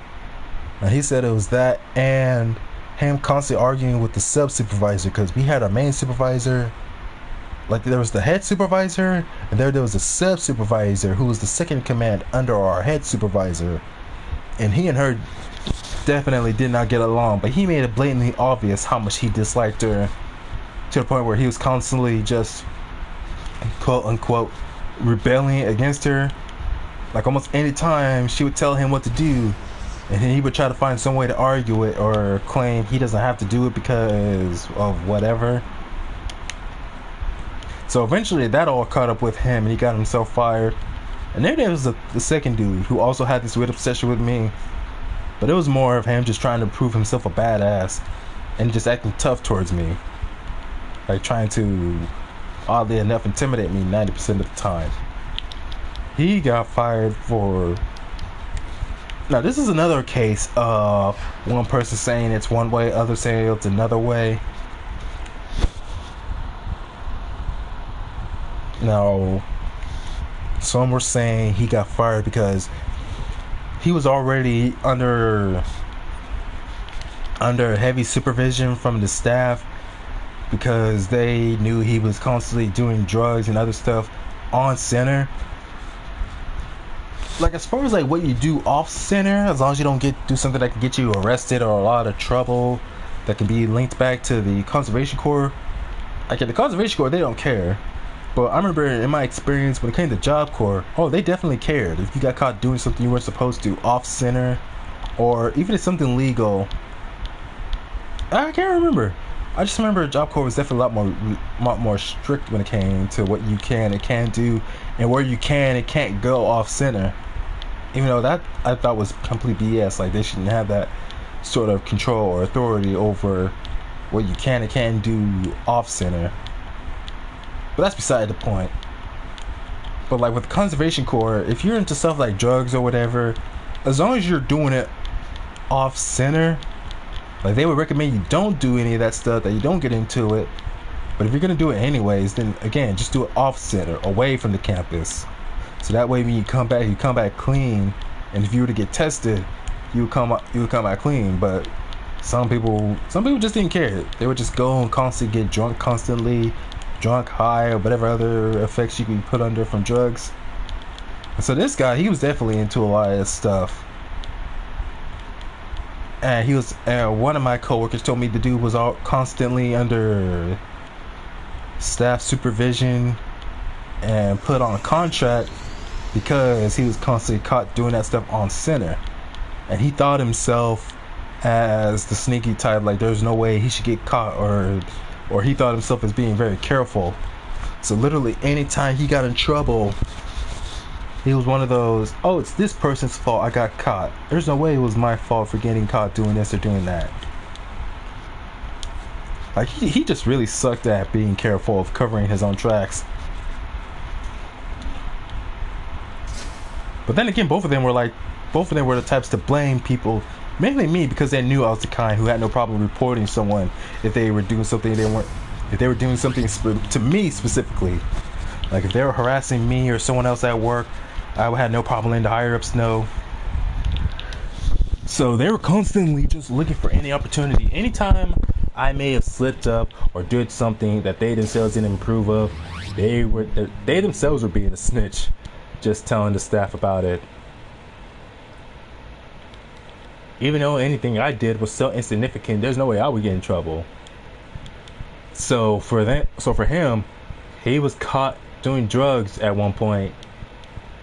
I don't know what it was. I would assume most likely smoking something he wasn't supposed to be. Because if I remember correctly, that's the kind of stuff he was into. Herbal substances. I could be wrong, but that's just what I'm going to go with. And so that's what led to him getting fired. Because they basically decided they had enough of him breaking a contract. In other words, breaking his promise to never do this stuff again. So if I have to be honest, I wouldn't be surprised if it turns out that at some point he may have briefly or immediately came to the conclusion that it was me who reported him. I would not be surprised.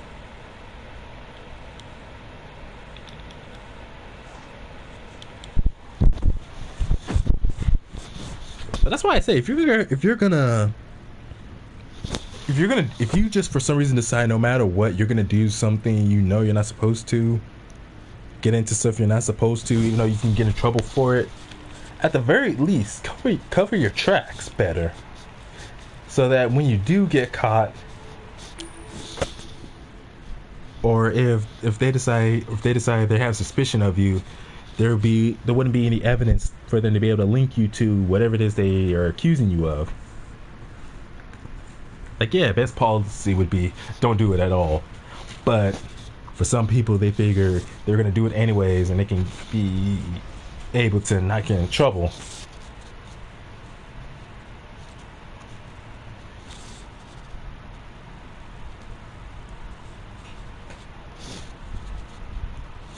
What was I going to say to that?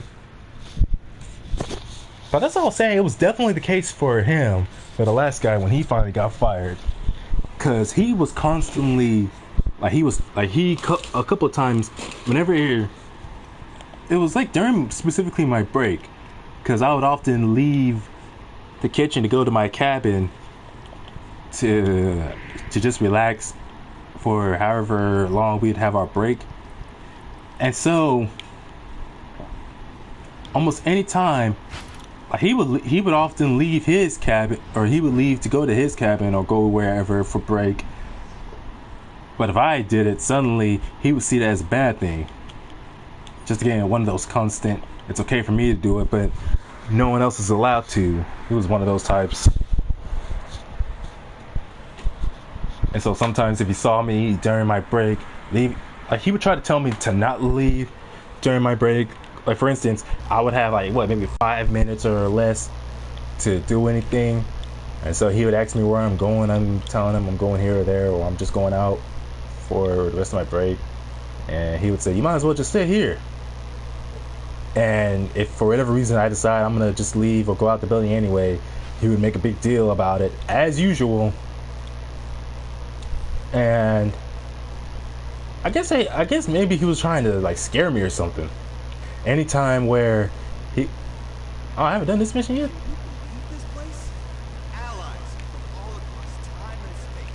I guess he figured by confronting me about something or getting on my case about something, he could scare me or intimidate me into doing what he wanted, even though that never worked. I've dealt with too many people throughout middle school, high school, and elementary, to not immediately recognize what his plan was. There was no way he was gonna scare me or intimidate me into giving him what he wanted.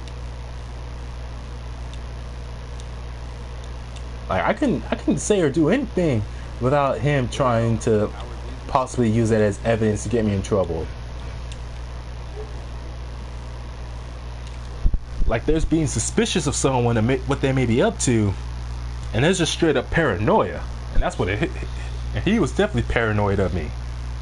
Well, him and that 18-year-old, they were both paranoid of me. And he was so busy trying to follow my tracks and worry about everything I was doing that he didn't take the time to realize he should probably worry about covering his own tracks.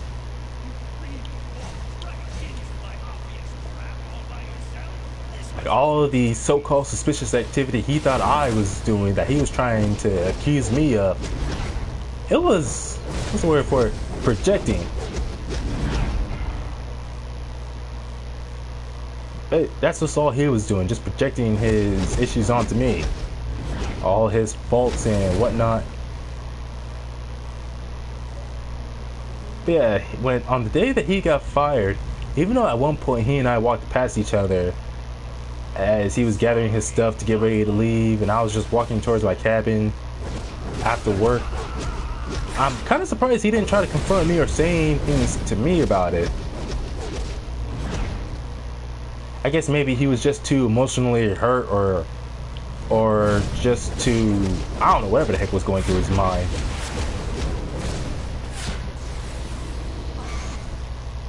But needless to say, I was glad when they got rid of him, because I felt like I could finally breathe and just work in the workplace again.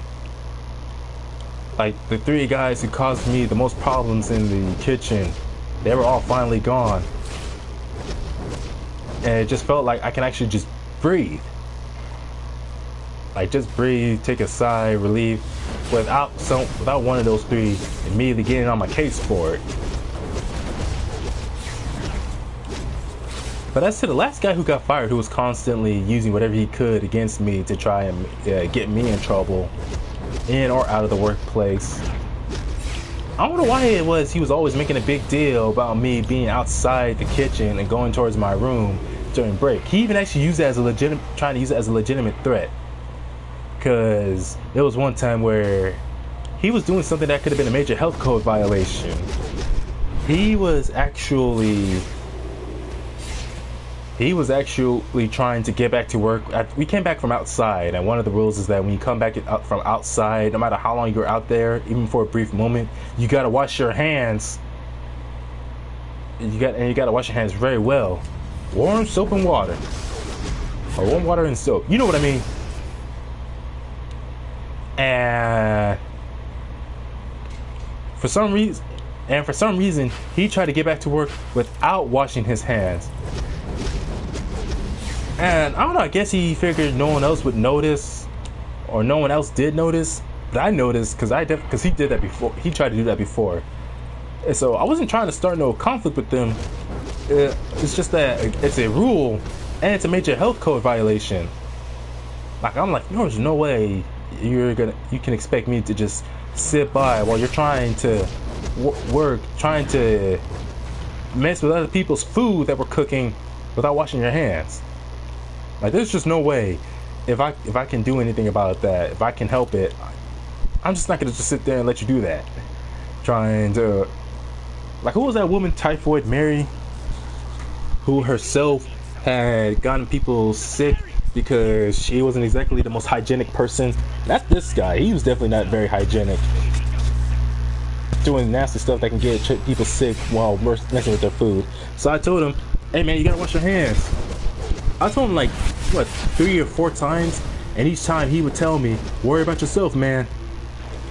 And I remember a couple of the guys tried to defend me, one saying how I was just looking out for him, and another one even straight up asked him why he was always such a jerk to me, and the dude just said how he doesn't associate with me.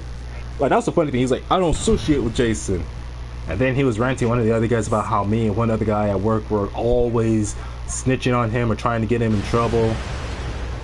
Even though he was getting himself in trouble, but that's how he saw it. Like, he was out to get me and the other guy, trying to get us in trouble. But again, narcissism and just constant projection of his own problems. And I remember, even though he said himself that he does not associate with me, but then literally minutes later he tries to associate with me, because he told one guy to go and do the dishes, and the guy was saying how the guy said he hated doing the dishes. And so the same guy who hated me, saying how he doesn't associate with me, was all like, man, you kidding? Jason get the dishes done hella fast. Ain't that right, Jason? And I just ignored him first. He's like, Jason. And the first two times I ignored him, but the second time, that's just when I just said it. I was like, you don't associate with me, remember? I'm just a snitch who's worried about himself, remember? And then immediately, as soon as I started saying all that, he turned his back towards me, or just turned his attention away from me. Like, he just could not look me in the eyes, because he knew I was right, but obviously he wouldn't admit it.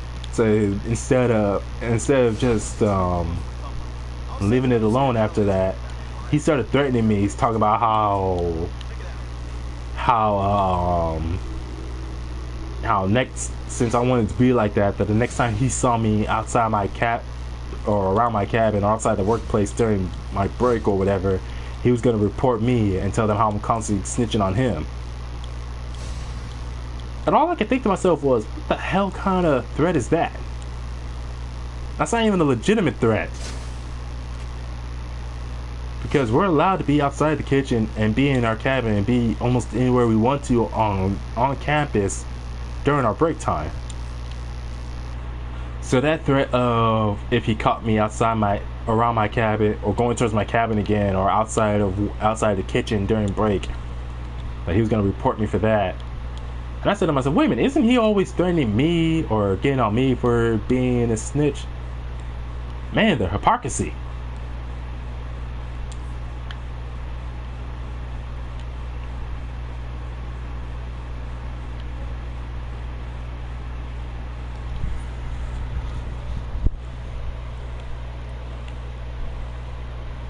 Well, let's see, with Madam Washington, I have 40 million. How the heck did I get... I remember it was either with Crimson or with Madam Washington. Someone gave me over $1 million. It was either someone gave me a small loan of $1 million. I just can't remember who exactly. That's just, I don't know, that's just funny. The fact that someone had so much money that they were able to give me just 40 million, a small loan of $40 million. Freaking Trump, man. I will admit, I don't know. Let me get back to that later. Back to what I was saying about the other guy. No, I think I said everything that needed to be said. I'm probably done ranting about that. About someone who was so obsessed with watching my every move and not covering his own tracks that it cost him his job and his residency. But really, no one really missed him. But anyways, what was I saying? Oh yeah, Trump. Because I remember Trump, he was trying to talk like saying he grew up in a tough world, or grew up not with a rough life. Talk about how his father gave him a small loan of $1 million. And I'm thinking to myself, how much you want to bet it wasn't even a loan? That his father didn't loan him $1 million, but just straight up gave him that $1 million. Over there talking about a small loan. $1 million ain't no damn small loan. Now $50, that's a small loan. $1 million, that ain't no small loan. And again, I can imagine it wasn't even a loan at all, but rather his father just straight up giving him that money to do with whatever. But I guess then again, if you're as rich as someone like Donald Trump, then I would imagine $1 million would seem like a small amount of money by comparison. But I remember that even though I didn't have any love for Trump, definitely he just said so much ridiculous shit as during his time as president. It was funny. And of course, what I also thought was funny was how when people were so happy when he didn't become president again.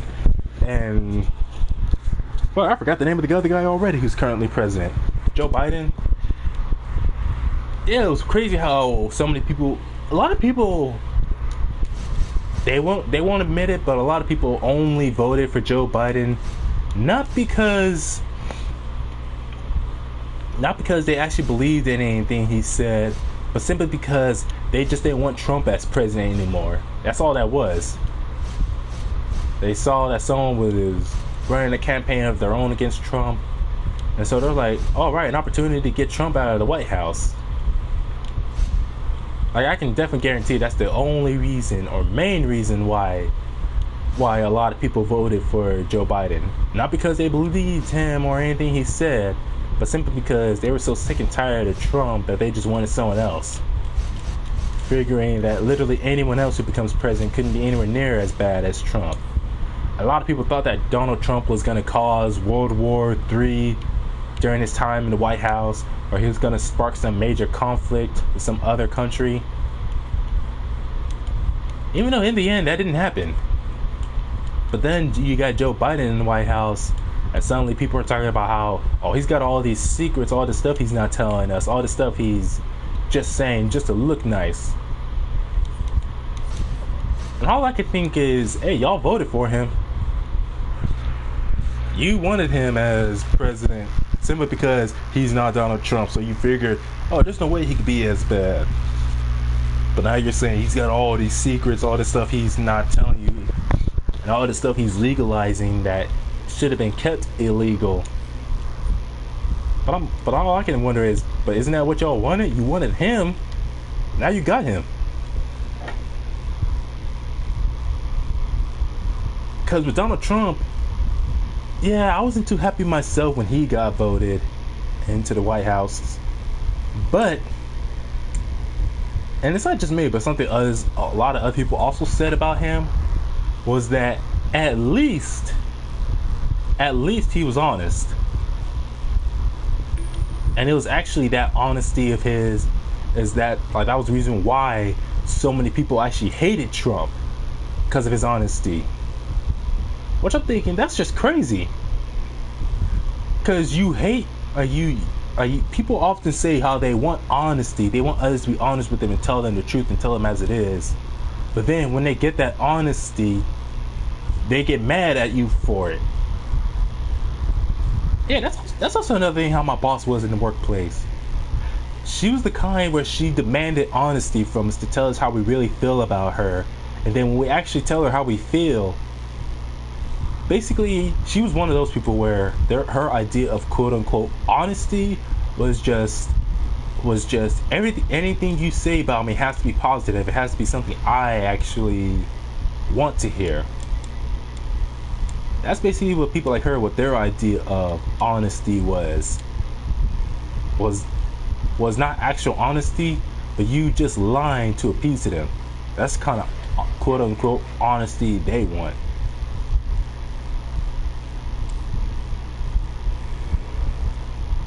And I'm assuming that's what it was with a lot of people when it came to Trump. Like, here you have this guy who has little to hide. He's honest about how he feels, what he thinks of everyone, and everyone's just getting mad, saying, "Oh, Donald Trump's racist. He's this, he's that." And my own question is, what do you expect?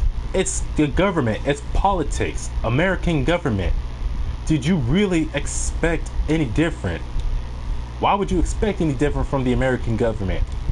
Hell, not just the American government, but humanity in general. What the hell else could you possibly expect? Like, it doesn't make sense to say you want honesty, but then when someone is actually honest with you, whether it's brutal or straightforward honesty, whatever it is, when they're actually honest and tell you how they really feel or what they really think, then suddenly you get all emotional or get mad about it, saying, well, you didn't have to say all of that. And I'm like, but you wanted me to be honest. You wanted me to tell you the truth. So that's just what it is with Trump when he was president. Like, you got this guy who tells you how he feels about everyone and everything. And I remember my boss was saying how she's like, yeah, I don't think Trump likes black people very much. And a part of me was thinking, oh, you think? But I remember saying, I don't think Trump likes anyone who isn't rich and powerful like himself. Like, I wouldn't be surprised if it turns out it's not just black people, but white people too, if they're if they're not of the same or higher status of him.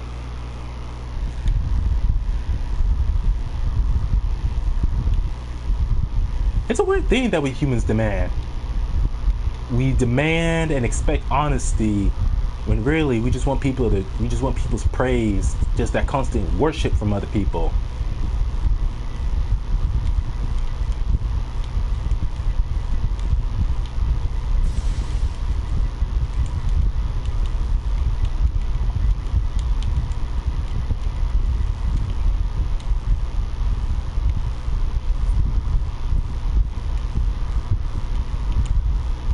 Hey, wait, wasn't it also the same way with... Actually, no. I can't remember if it was like that with Obama. I don't remember him being known for his honesty. I think he was also the kind to tell people nice stuff, but behind closed doors, he was the kind who just did not like certain people or certain groups of people, but would not tell it to their face.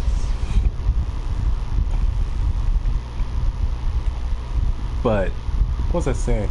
Oh yeah, a lot of people, I would say a lot of people mainly only voted for Barack Obama just because they wanted to have the first black president. It's only impossible if you don't try it. Now others were trying to argue saying that he's half, like he was half.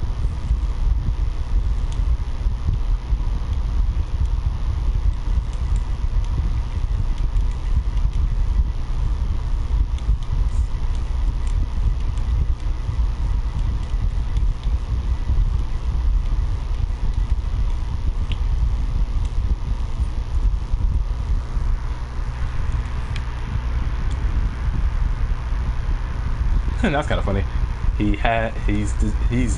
His character is basically Bizarro, but doesn't recognize Bizarro speak when he sees it. Oh well. Hey, I should get back to trying to stream Saints Row. What was it? Saints Row 4? Yeah, that one where your main character becomes president. But yeah, that'll be later. Maybe tonight when I come back.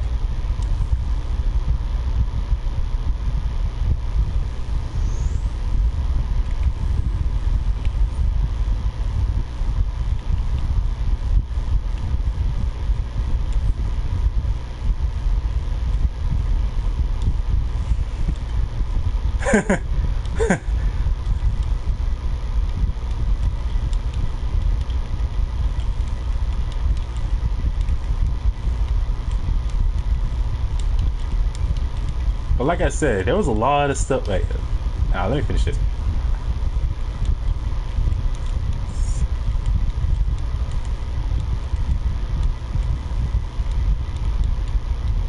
Know exactly what you mean.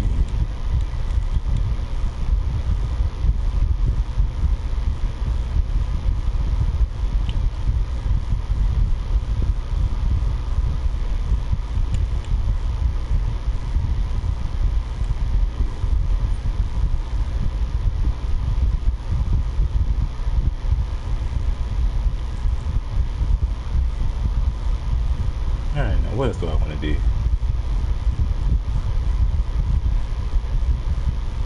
Semi. I don't know why but that's funny. Maxwell's equations. Anyways, so I want to get all 4 of these at least. I want to have all of these up to 250 at least. Oh dang it! That's good. What time is it? Oh, it's at the 9 o'clock. It's 9:12 here.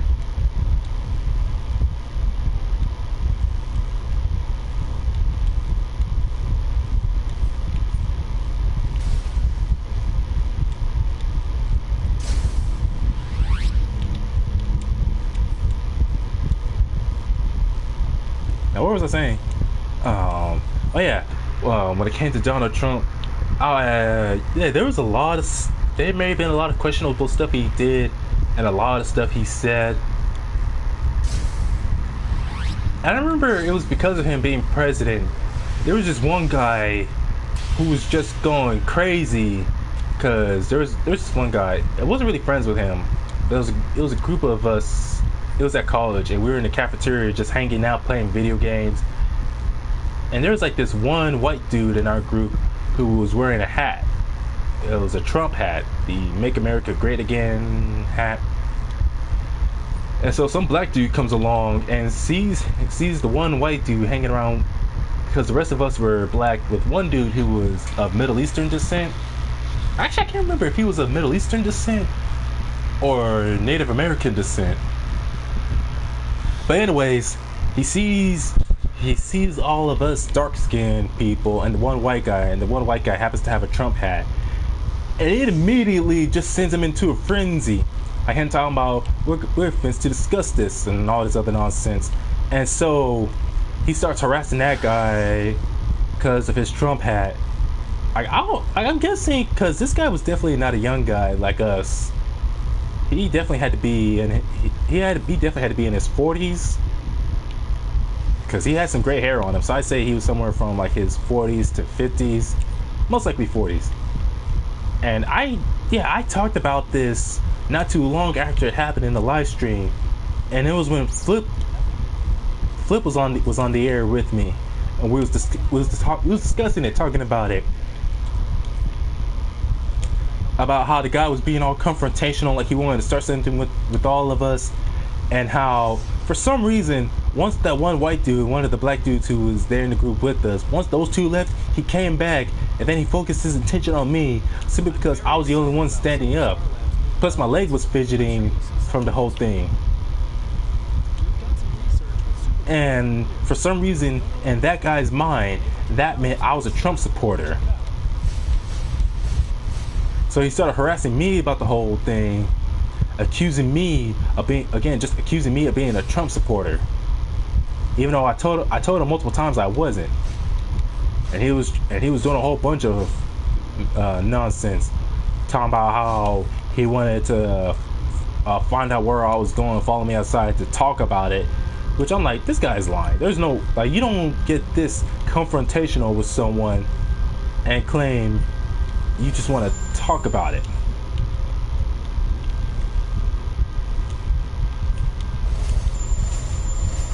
I don't care how you try to explain it. There's just no way you get that confrontational towards someone claiming that your only intent is just to talk about it. He had to have some ulterior motive. But fortunately, it never escalated beyond him just acting like a whiny little child. It never escalated beyond that. But I was so ready to kick his ass if I had to. But again, I didn't. I'm just like, oh, thank God.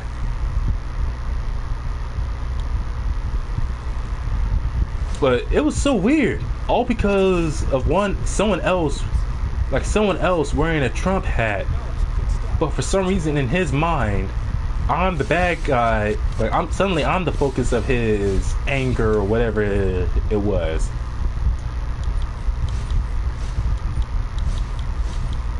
I'm guessing again, because he grew up a couple generations before me, that he had some bad confrontation or bad conflicts with white people before, and so he sees one white guy wearing a hat like that, hanging out with a bunch of black guys, and rather than just leave it alone, he decides to see it as an opportunity.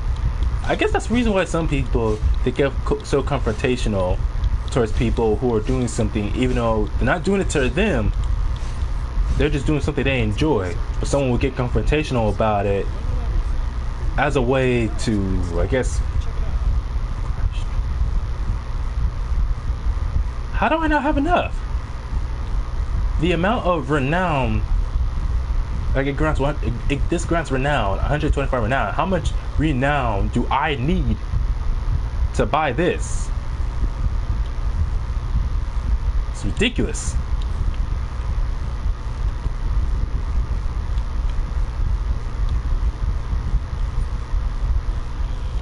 The real true Batman. You're right, man. Where was I? Oh yeah. So I'm guessing that guy, he had some traumatic experience in the past, and by confronting as many people about it and accusing them of something, I guess it just helps to make him feel better, make up for not being able to say what he wanted to say or do what he wanted to do in the past. I'm guessing that's just what it was. Now that could be it, or it could be the guy was just a fucking idiot and just wanted to start something, hoping he would escalate so he could have a reason to hurt people the same way maybe he was hurt.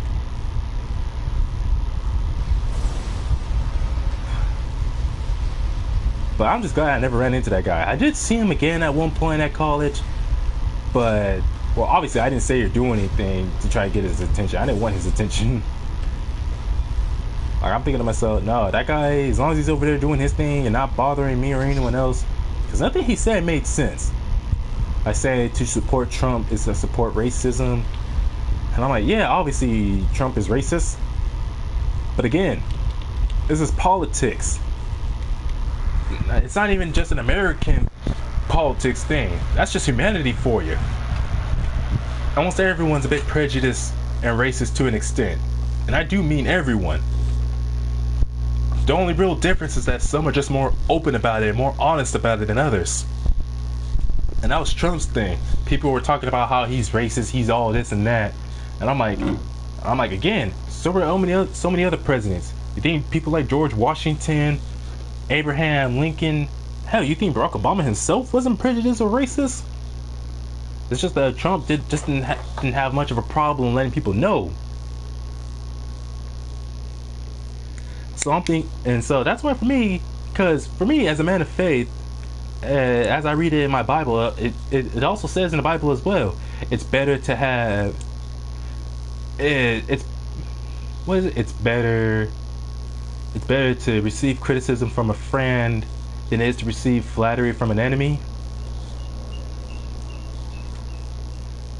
So it's like it's better that someone you know or someone you know of, it's better that they be honest about how they truly feel and what they truly think, rather than make a bunch of lies just to make you feel better.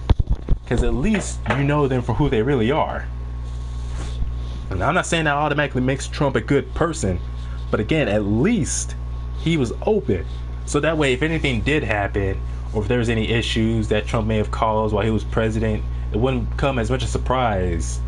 Because at least we knew. But that's all I have to say. I'm gonna go out for a walk. I just need to get out of my room. It's hot in here, even though it's nighttime, and we're way past the middle of summer. I don't think it's not fall yet, but it's definitely getting close to there. So I'm gonna go out for a walk, and I'll see you all on another stream, hopefully. And y'all have a good night.